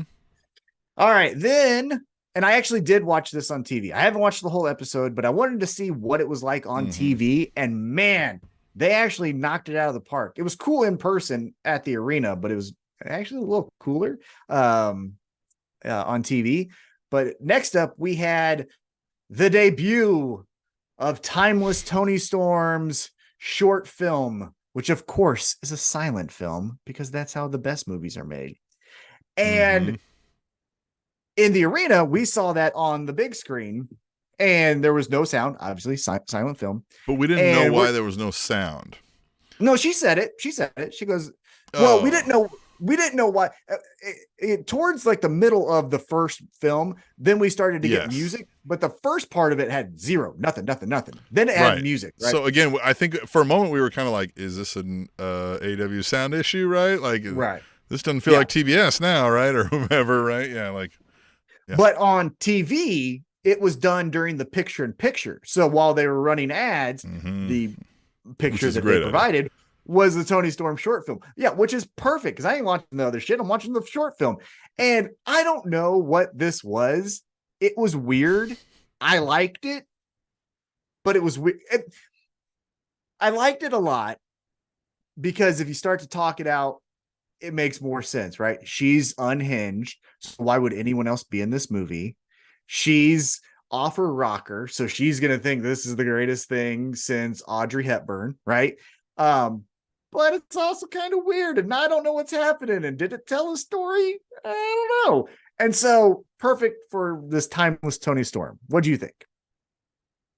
Yeah, I have not watched back on the TV yet, right? So I haven't got that experience, but I was left going like, okay, yeah, like I guess, right? It's Tony Storm. She's doing the 1920s movie gimmick, right? So that fits, right? That was my thought there was like, I'm going to need to see how this was on TV, right? But I think it'll fit and be just fine. Again, maybe, I think you had mentioned, you were like, we need a few more of these from last week. And I think we could have used a little more that wasn't maybe silent video, right? Like maybe a little more of the character work and less of this, I guess. Yeah. But it was fine. I didn't hate it.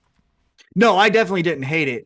I still would like personally for me, what we were talking about last week, where it's not as much of the unhinged crazy lady, but more of the the 1920s were the best time ever. Now, she is starting to wear the flappers. She is starting to look more of the 1920s film actresses of the time.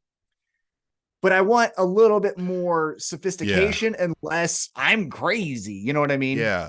I need you to figure out that she's neurotic, right? When she talks, not like you see her across the room and think you better like change across the hallway, right? Because she might be unstable, right? Like I need less of the Nikki Cross crazy, right? More of the like, oh, you're not all there, are you? Like you think you're in a different time. Right. Yeah. I would like that, I think, a little bit more than just crazy lady, which we got to see up close and personal the crazy lady go after someone, which we'll get to in a moment here. But after that, God, that was fun.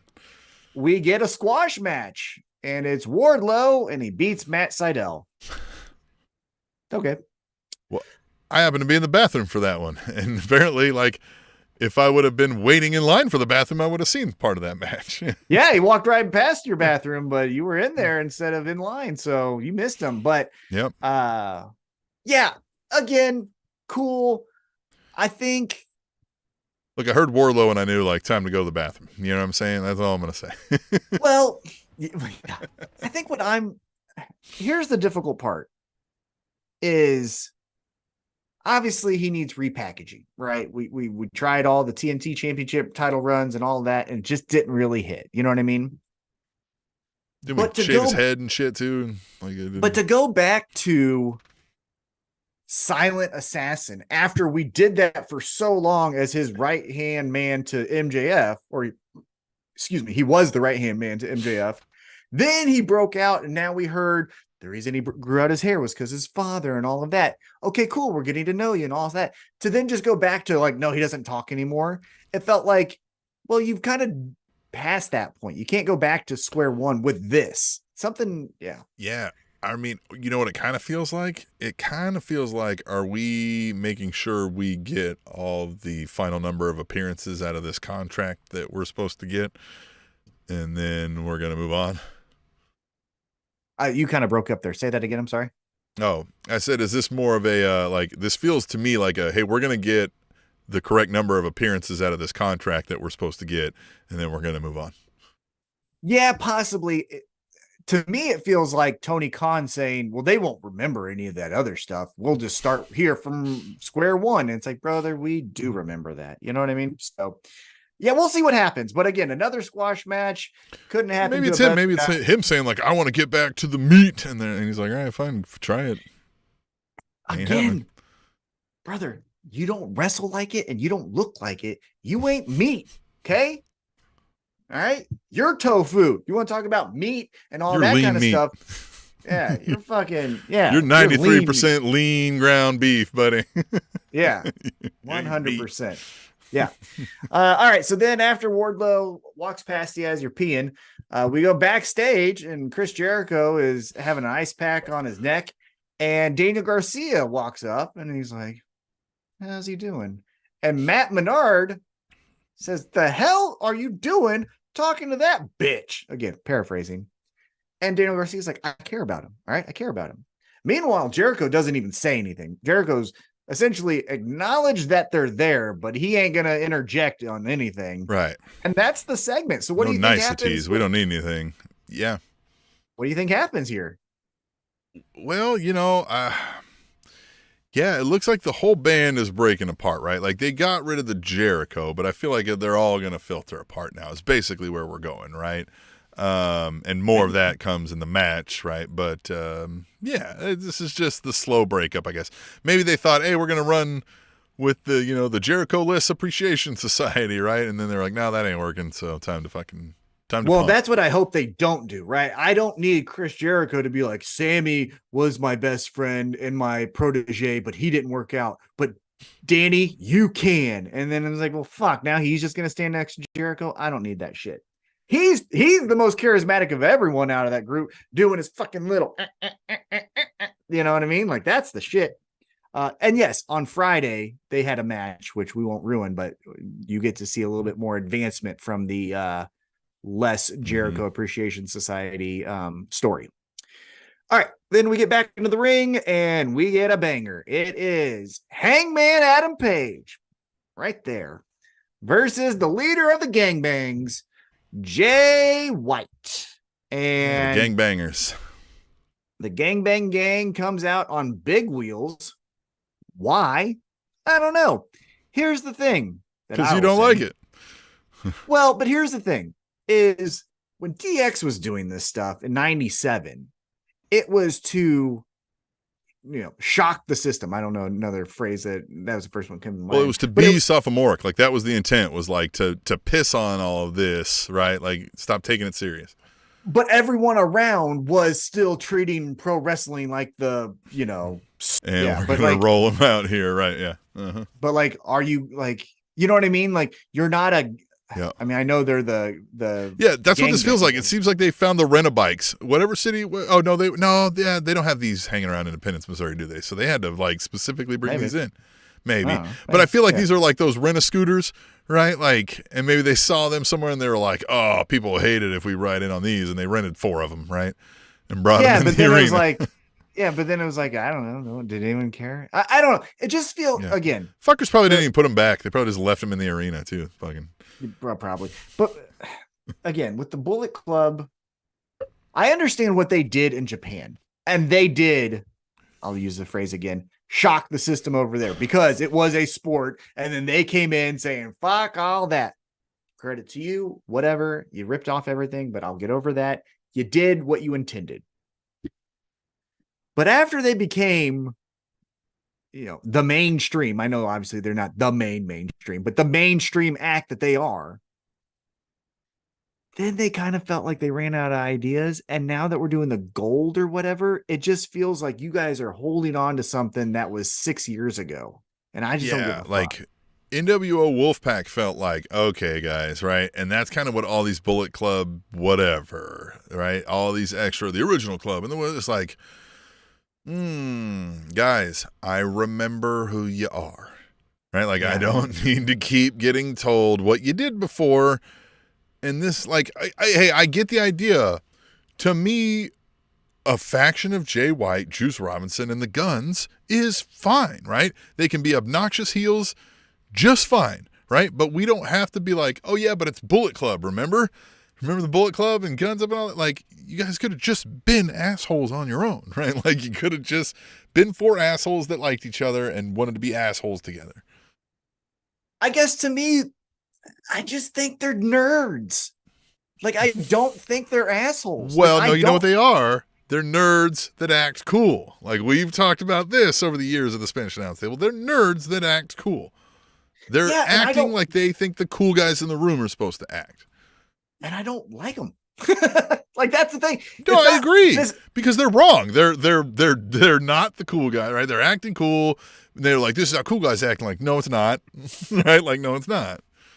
Yeah, because like, and I get it, right? That's the reaction. But my reaction is, let's steal a term from pro wrestling. My reaction is X-Pac heat. I want to change the channel when you're on. I don't like it. Bye. It's not the, someone needs to kick their ass. Fuck them. Like, even when they get beat up, I'm like, yeah, okay. Fuck them. They suck. They suck. Now, Juice Robinson. I feel like Juice Robinson's got, I feel like he's got potential there. The Guns, I feel like could. Well, you know what? I would, again, if I'm a booker, I'm using them the way you just described it. I'm using them for their X-Pac heat. Yeah, you know what I mean? Look, this is what I say. We were there last night. I had 3 beers throughout the night, right? I got one in between the Eddie Kingston match and before Dynamite started. And then I got my second one during this match, and it wasn't because of Hangman. It was because I don't give a fuck about these guys. Like, I legitimately like, hey, this would be a good opportunity because I don't want to watch this. And they were sitting there doing whatever the fuck it was. And I was like, I'm about to walk out on a Hangman match. That makes me sad. But I came back super quick because it's Hangman, But let's get into the match. Yeah, let's get into the match. Well, after the match was more so of what was entertaining about it. Yeah. Right. But during the match, so we get Hangman versus Jay White. and we're going all types of wherever, right? And Prince Nana comes out because, again, here's your receipt for fucking up Swerve Strickland's match at the start of the night, and he has the crown, but Hangman cuts him off, but that allows Jay White to get a roll up, and he wins for the 4th time. So now it's 4-0 Jay White over Hangman.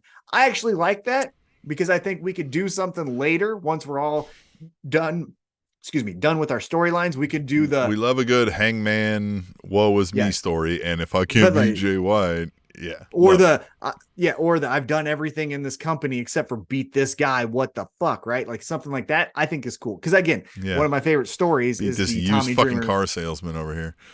God, and he was so skinny, so fucking skinny. And I'm not trying to body shame, but boy, I'd break you in half.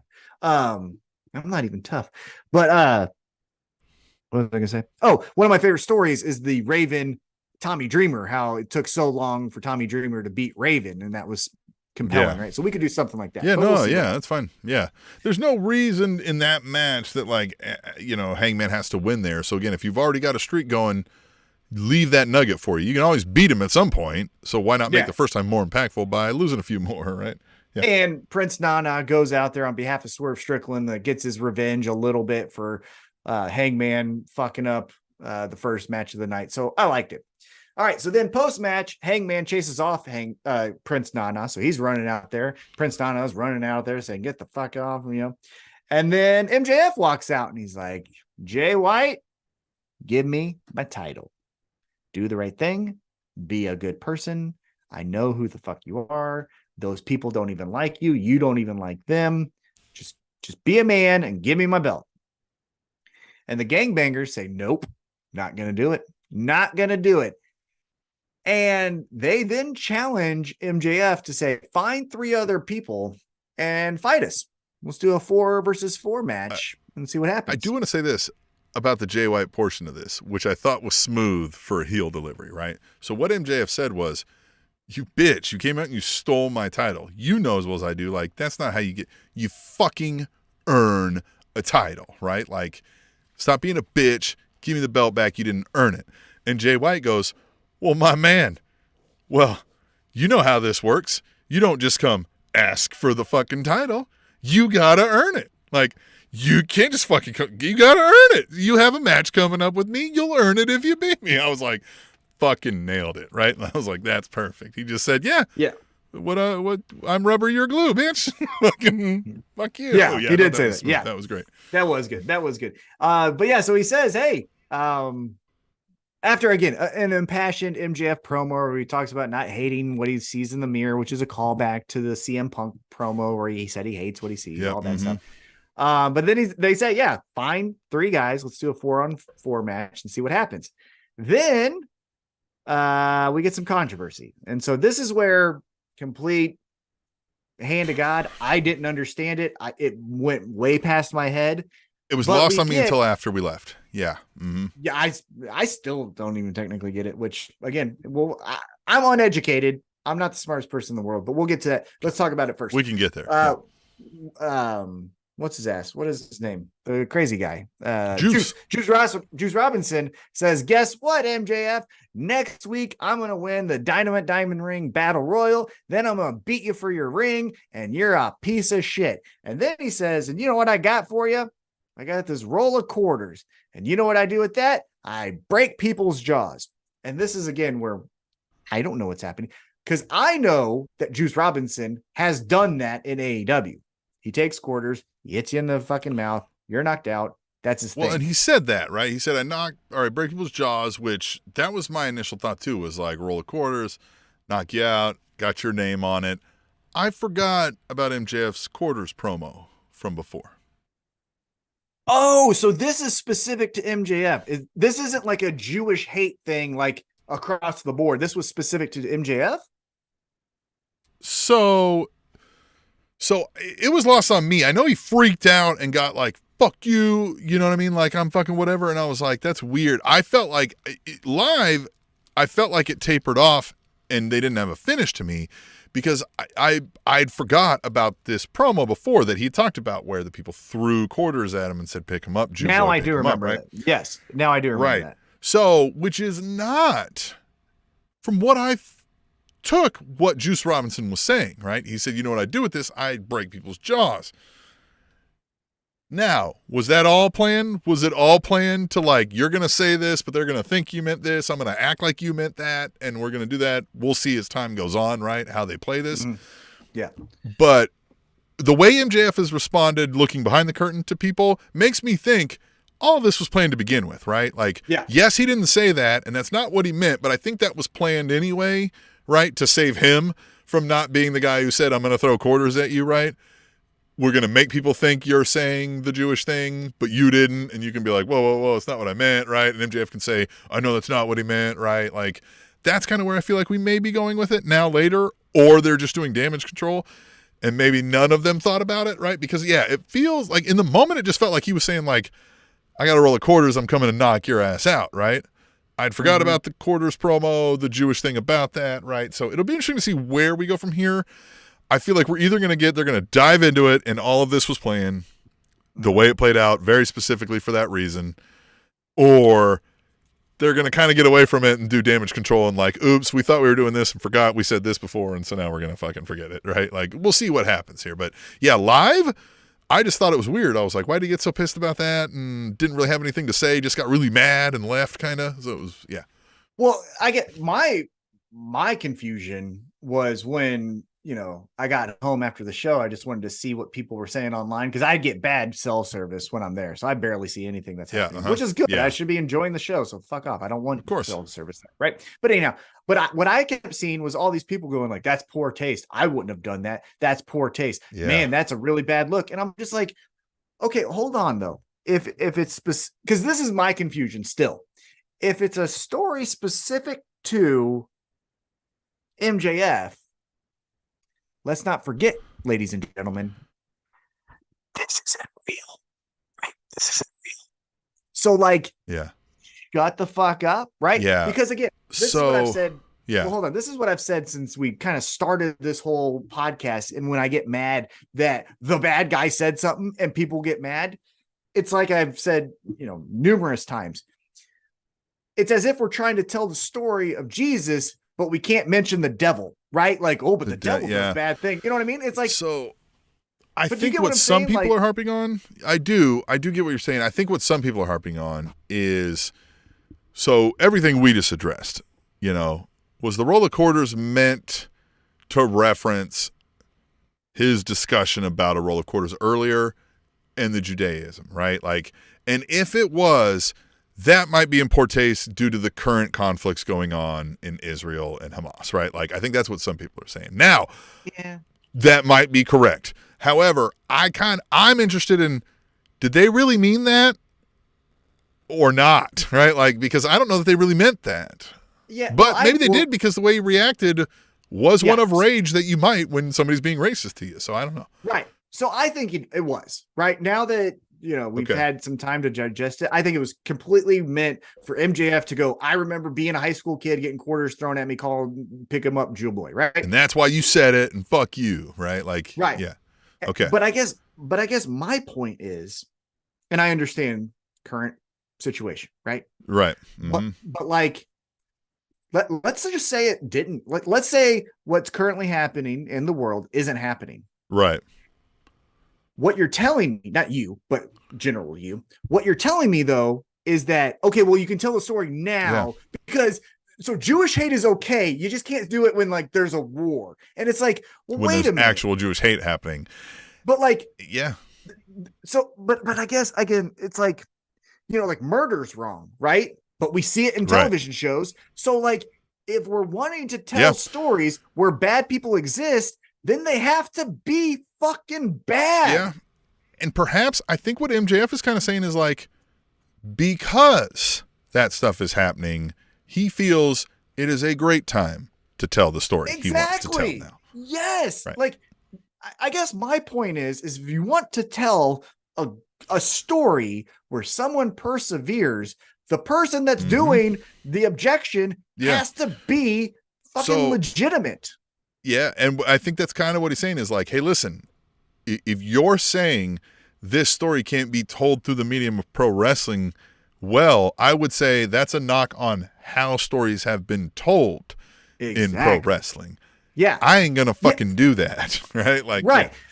Yeah, because if we made a movie right now, let's just say we made a movie where there was Jewish hate, people would just be like, man, that's a movie about, a Jewish person. That movie was very topical, very controversial, but topical, right? And we would discuss its merits and what it meant. Yeah. All that stuff. But then, because pro wrestling, it's like, well, fuck you. We can try. Again, if it's, because here's the thing.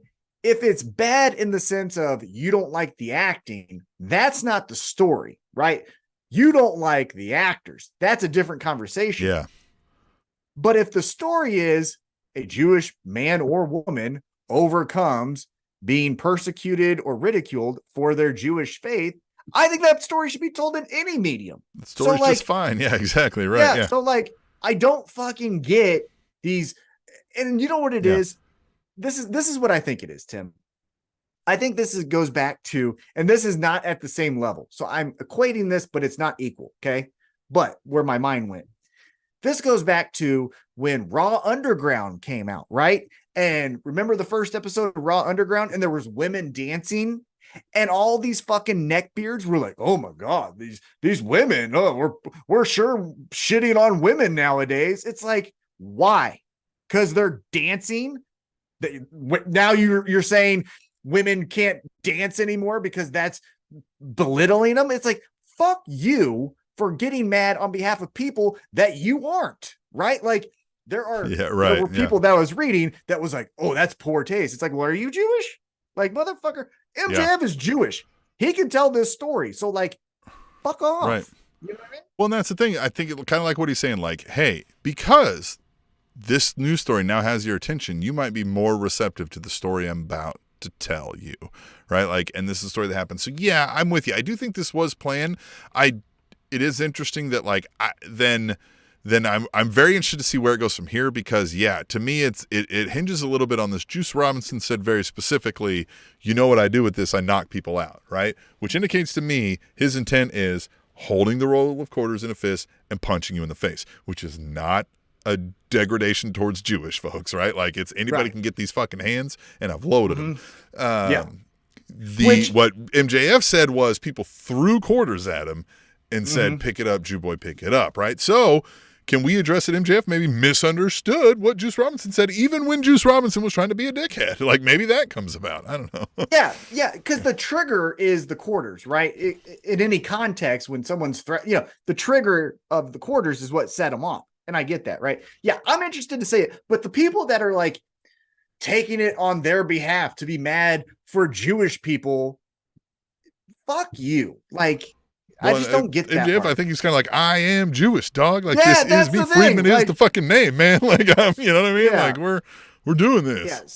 So that, I just think the outrage is a look at me, Louie, right? Oh, hey guys, I'm also offended. Hey, everyone, look at me. I'm so offended.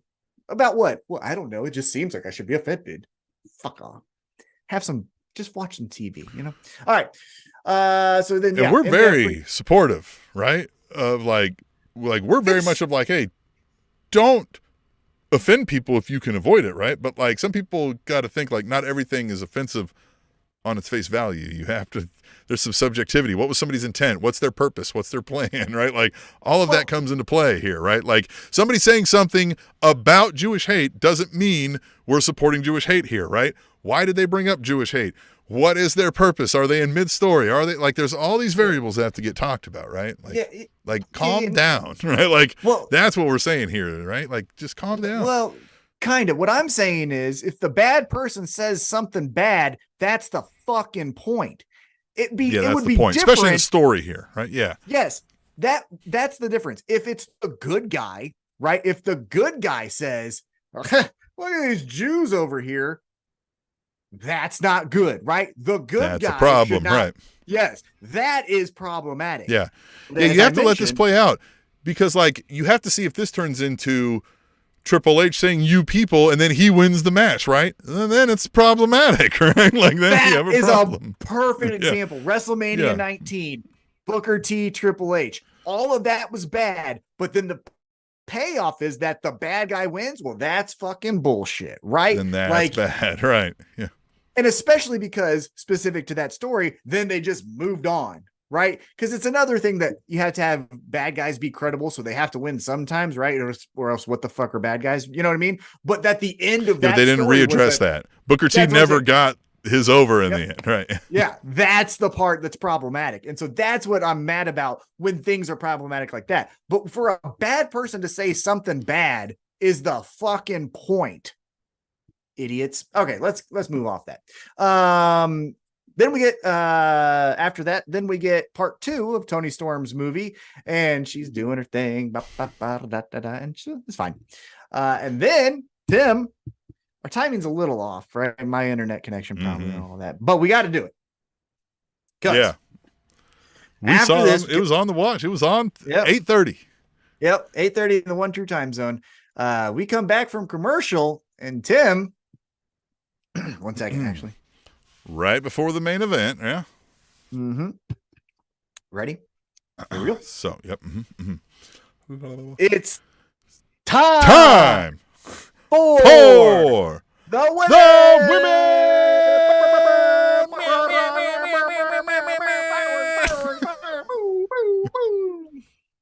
And that's what we get. We get a women's AEW championship match. Champion Saraya takes on challenger Hikaru Shida. And I will say, Hikaru Shida's character might not be the most captivating, the most thrilling, the most sit down and make sure you watch the Shida segment.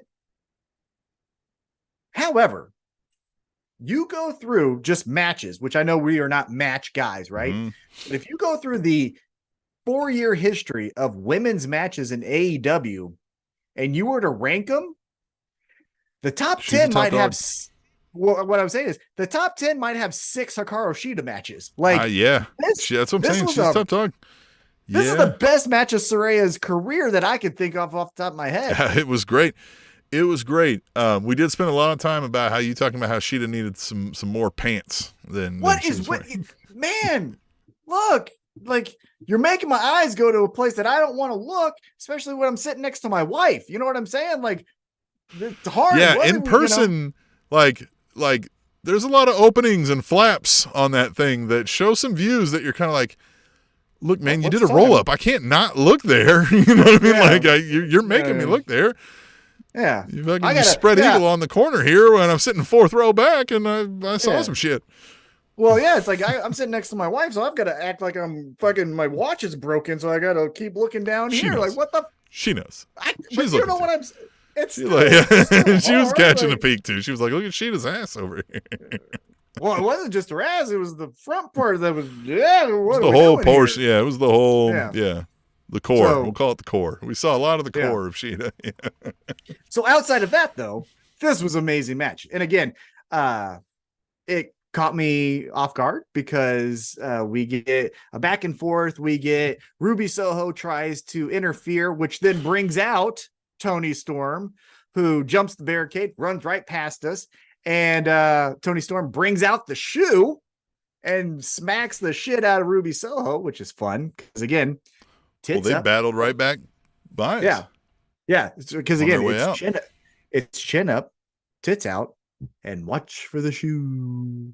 And that's what she had to do, is watch for that shoe. But she didn't, because she got smacked upside her head. So then the finish comes. You could have caught a stray shoe if, like, they ran right by us. Literally, like, as she was beating her ass with the shoe, if it would have slipped, you might have caught it in the face. Yep. Definitely. 100%. It was fun. And so the end comes with spray paint shenanigans. And then Shida hits her Falcon Arrow for a 2. And then they exchange roll-ups. But then Shida gets the pin and is now the first 3-time women's champion. And now your current AEW women's champion. Tim, what do you make of the title reign for Saraya and now the new champion, Hikaru Shida? You know, another moment that was shocking me while we were there last night, I was like, oh, holy shit, here comes the confetti again, right? We got a title change. I was like, it is Title Tuesday, right? Maybe shouldn't have been so shocked. But, the title reign of Saraya, I think I expected this to be short, right? I expected maybe to be a more purposed reasoning behind the loss that eventually was going to come quick, right? But I figured we weren't going to get, 10 match stretch of bangers out of Saraya, right? So that one doesn't shock me.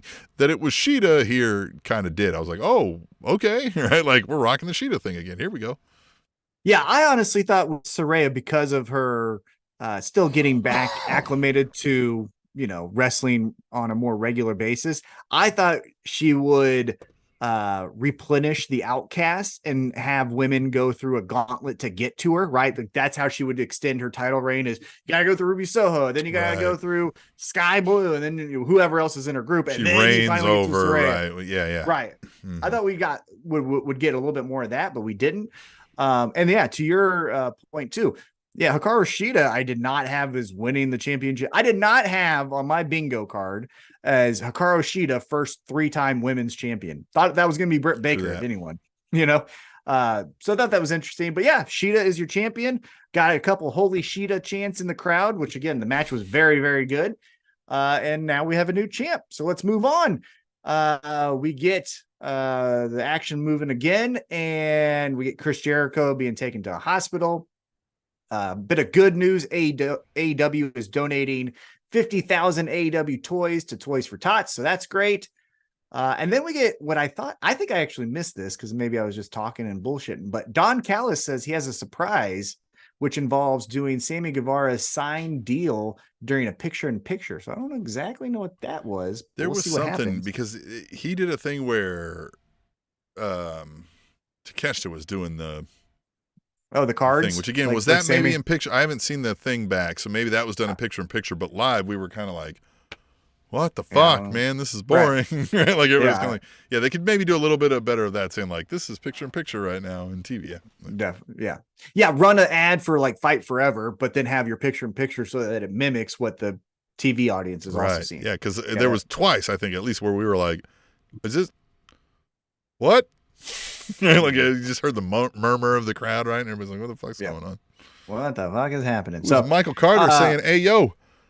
Is he saying, hey, yo? Probably. I like that. Good for you, Michael Carter. Keep talking to us, chat with us, like Michael Carter here. Yeah, keep talking. We want friends, wrestling friends, to join us. Talk about some wrestling. We're talking about AEW Dynamite last night, which we were live at. So let's get back to that. Yeah. So then we get backstage. MJF calls Adam Cole to come back and list off all of his problems. Talks about how Samoa Joe's now coming after him. He's got Jay White and the gangbang group trying to fucking beat him up and all this stuff. And Cole hears him, but then he can't hear him. And then it goes through some cuts, and then the call cuts out. And MJF looked like he just saw a dog get kicked because he was sad as can be. But that sadness does not last too long, because then the Acclaimed walk up, and Max Caster says, hey, heard you need 3 guys, us 3 guys. And MJF's like, get the fuck out of here, and just walks off and is like, I'm not dealing with this. Then a bit of dissension amongst the Acclaim, because then Billy Gunn says, hey, 2 things. 1, why did you just offer our services without consulting us, jackass? And 2, what's up with you and MJF? Like, what are you doing? Why are you after this dude? Yeah, what do you see in this guy? And then Max Caster just, I don't know. First he goes like, hey, sorry, I should have probably asked about, offering up the Acclaimed as tag partners. But then he says, second, I love it when he plays hard to get. And it's like, so are you a stalker? Like, I don't, because like, it's funny. You know what else we got was him saying, like, look, I don't know, like, I've known him forever, 10 years, we came up together, like, he doesn't have any friends, like, he's got very few friends, but like, I'm one of them. I just, like, that's just, I'm his friend. MJF doesn't seem to think that, right? Right. Max Caster does. I think this is a really interesting bit of this story, right? So again, think about this. Pro Wrestling Lore says, in the storyline of a world heavyweight champion, the random, tag team, quote unquote, trios, one of them isn't having an interjection into that storyline where it feels kind of like a stalker, kind of like a secret admirer, but also like he's having dissension with this thing. Like all of that mixed going together. And then also we're getting some backstory to Max Caster here that we didn't have before. We're also getting Max Caster acting a little bit out of character. Not even out of character, but like he's dropping some of the cool guy guard, right? Like he's geeking out a little bit. He's kind of smitten, if you will. This is all very unique and interesting to me, right? Like I don't know where we're going with any of this, which is, we say that a lot with MJF, right? Like there's all these things where we're like, I don't know what the fuck we're doing next. And I love it. Yeah. I love it. Because the pro wrestling trope is that, well, Max Caster is the, the psycho friend, like a Mickey James was to Trish Stratus, that then eventually wants to beat the fuck out of her, right? Like that's the vibe it kind of feels. But then, like you said, Max Caster is usually the guy that raps and has the cool things and scissors and aren't we cool? And this is the fucking coolest thing. Yeah, he's cooler than you are. But here he's, oh my God, MJF. I'm sorry, weird. guys. I'm nerding out over here. Yeah, he's being weird. He's being real weird. Very weird. And yeah, to your point, that one comment that I did miss when I was talking about this was he said, we started at Create a Pro.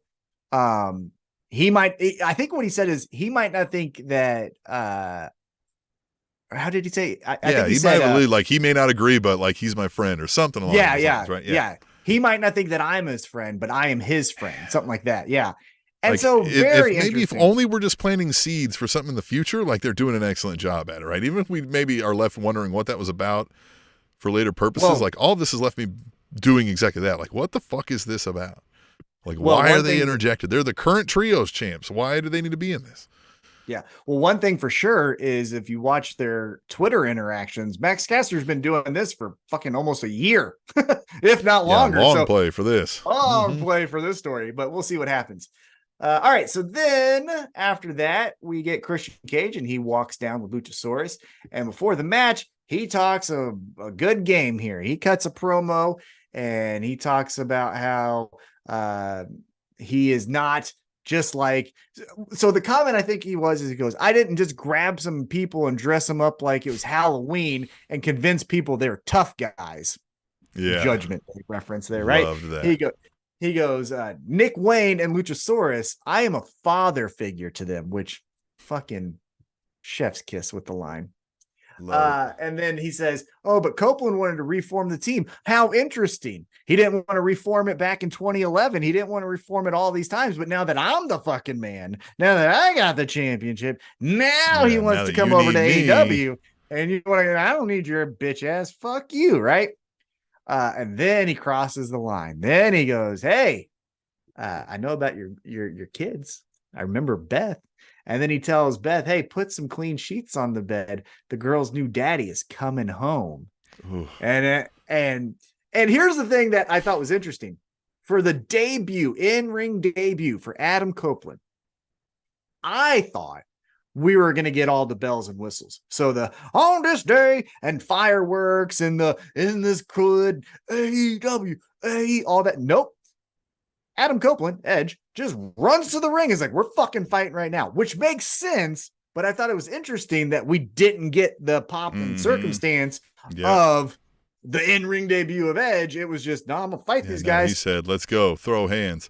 And for a hot second, we thought it was over before it started. That Luchasaurus tombstone, like for a second, I was like, because AEW does a few of these curveballs, as we've said, like where you think we're doing the traditional pro wrestling thing, we go left turn all of a sudden. And so we were bought in for a second there where we were like, oh shit.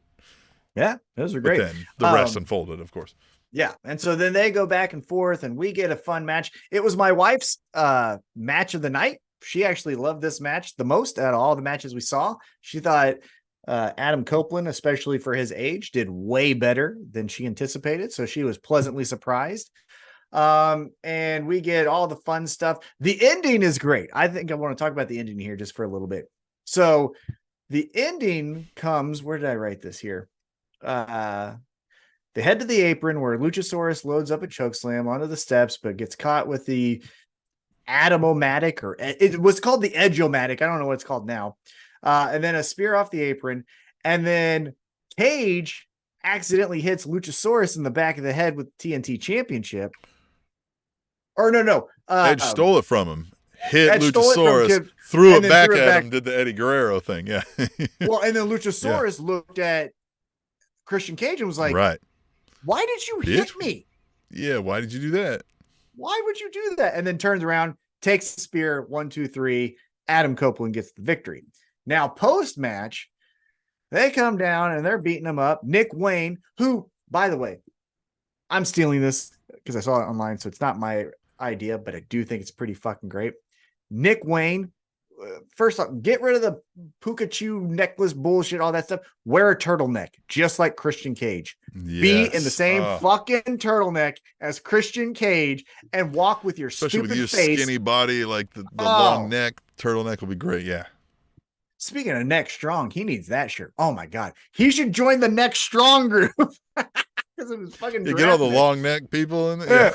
Yeah, that would be fucking awesome. But no, I saw that from someone else, so I agree with it. I think Nick Wayne needs to be in a turtleneck. That aside, Nick Wayne, Luchasaurus, Christian Cage are beating up on. Hey, we've got to bring up that you paused Nick Wayne when you told him that his necklace sucked. Oh yeah, that was fun. Like, yeah, fucking necklace is stupid, and he did a double take and was like, "Bitch, what?" yeah. I fucking he took did offense to that one. He was good. Hopefully, you had a fucking nightmare. He wasn't expecting that one. He was probably like, "I look cool in this fucking." This is Abercrombie 2002. You should see if he ever wears that necklace again. Like he might not ever wear it again. I hope not. That would be the best. That would be the signature win of my life if that happened. But let's get to this post match. So.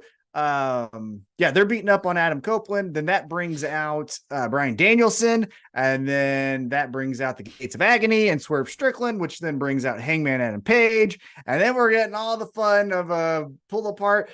Fucking Hangman got thrown right in front of me. It jarred me, almost dunked my phone out of my hand. That was cool. And all the fun stuff, and we end with Donnybrook, and I believe the last image that you saw on TV was Bryan Danielson had the label lock on Christian Cage, and Christian Cage was tapping, which then obviously brings to Saturday's their match coming up. Yep, coming up on Saturday. So we'll see what happens. Yeah. But that was AEW Dynamite. The Donnybrook at the end was odd, right? But it's a good way to just kind of end it if you didn't have a major finish planned, right? Yeah, and I do think that was an interesting, unique take on the Eddie spot, right? Where he hits him with the belt, he throws it back to that guy's partner, friend, manager, whatever, right? And then does the Eddie laid out thing so that his partner thinks you hit me. It wasn't the ref foiled, right? It was it was two people against each other. I thought that was unique. And yeah, I'm excited for where we go here. Yeah, I mean, I like all the stories. We had a blast at this event. Of course, we stayed for Rampage, but we won't spoil those results for anybody. But had a blast at this event. Love AEW shows. It always feels like a party. They're getting a little bit better and better each time with figuring out some of the details. Like I said, there's still some work in progress. But again, it's nothing that makes you want to leave the show. It's just like, oh, man, you should tell us that this is picture in picture. But they are figuring it out. And again, 4 years in. This company is 4 years old. Now, let's not act like some of the sins that they have been committing need to be excused. However, when you say 4 years in and they're neck and neck and, breathing down WWE's neck as a challenger brand, that's pretty remarkable. So I will say that. Yeah, I'm excited. And at some point, they're going to give us Nana on a horse. So how can you beat that, right? We'll just leave you with that image. Think about Nana on a horse. The Spanish announce table.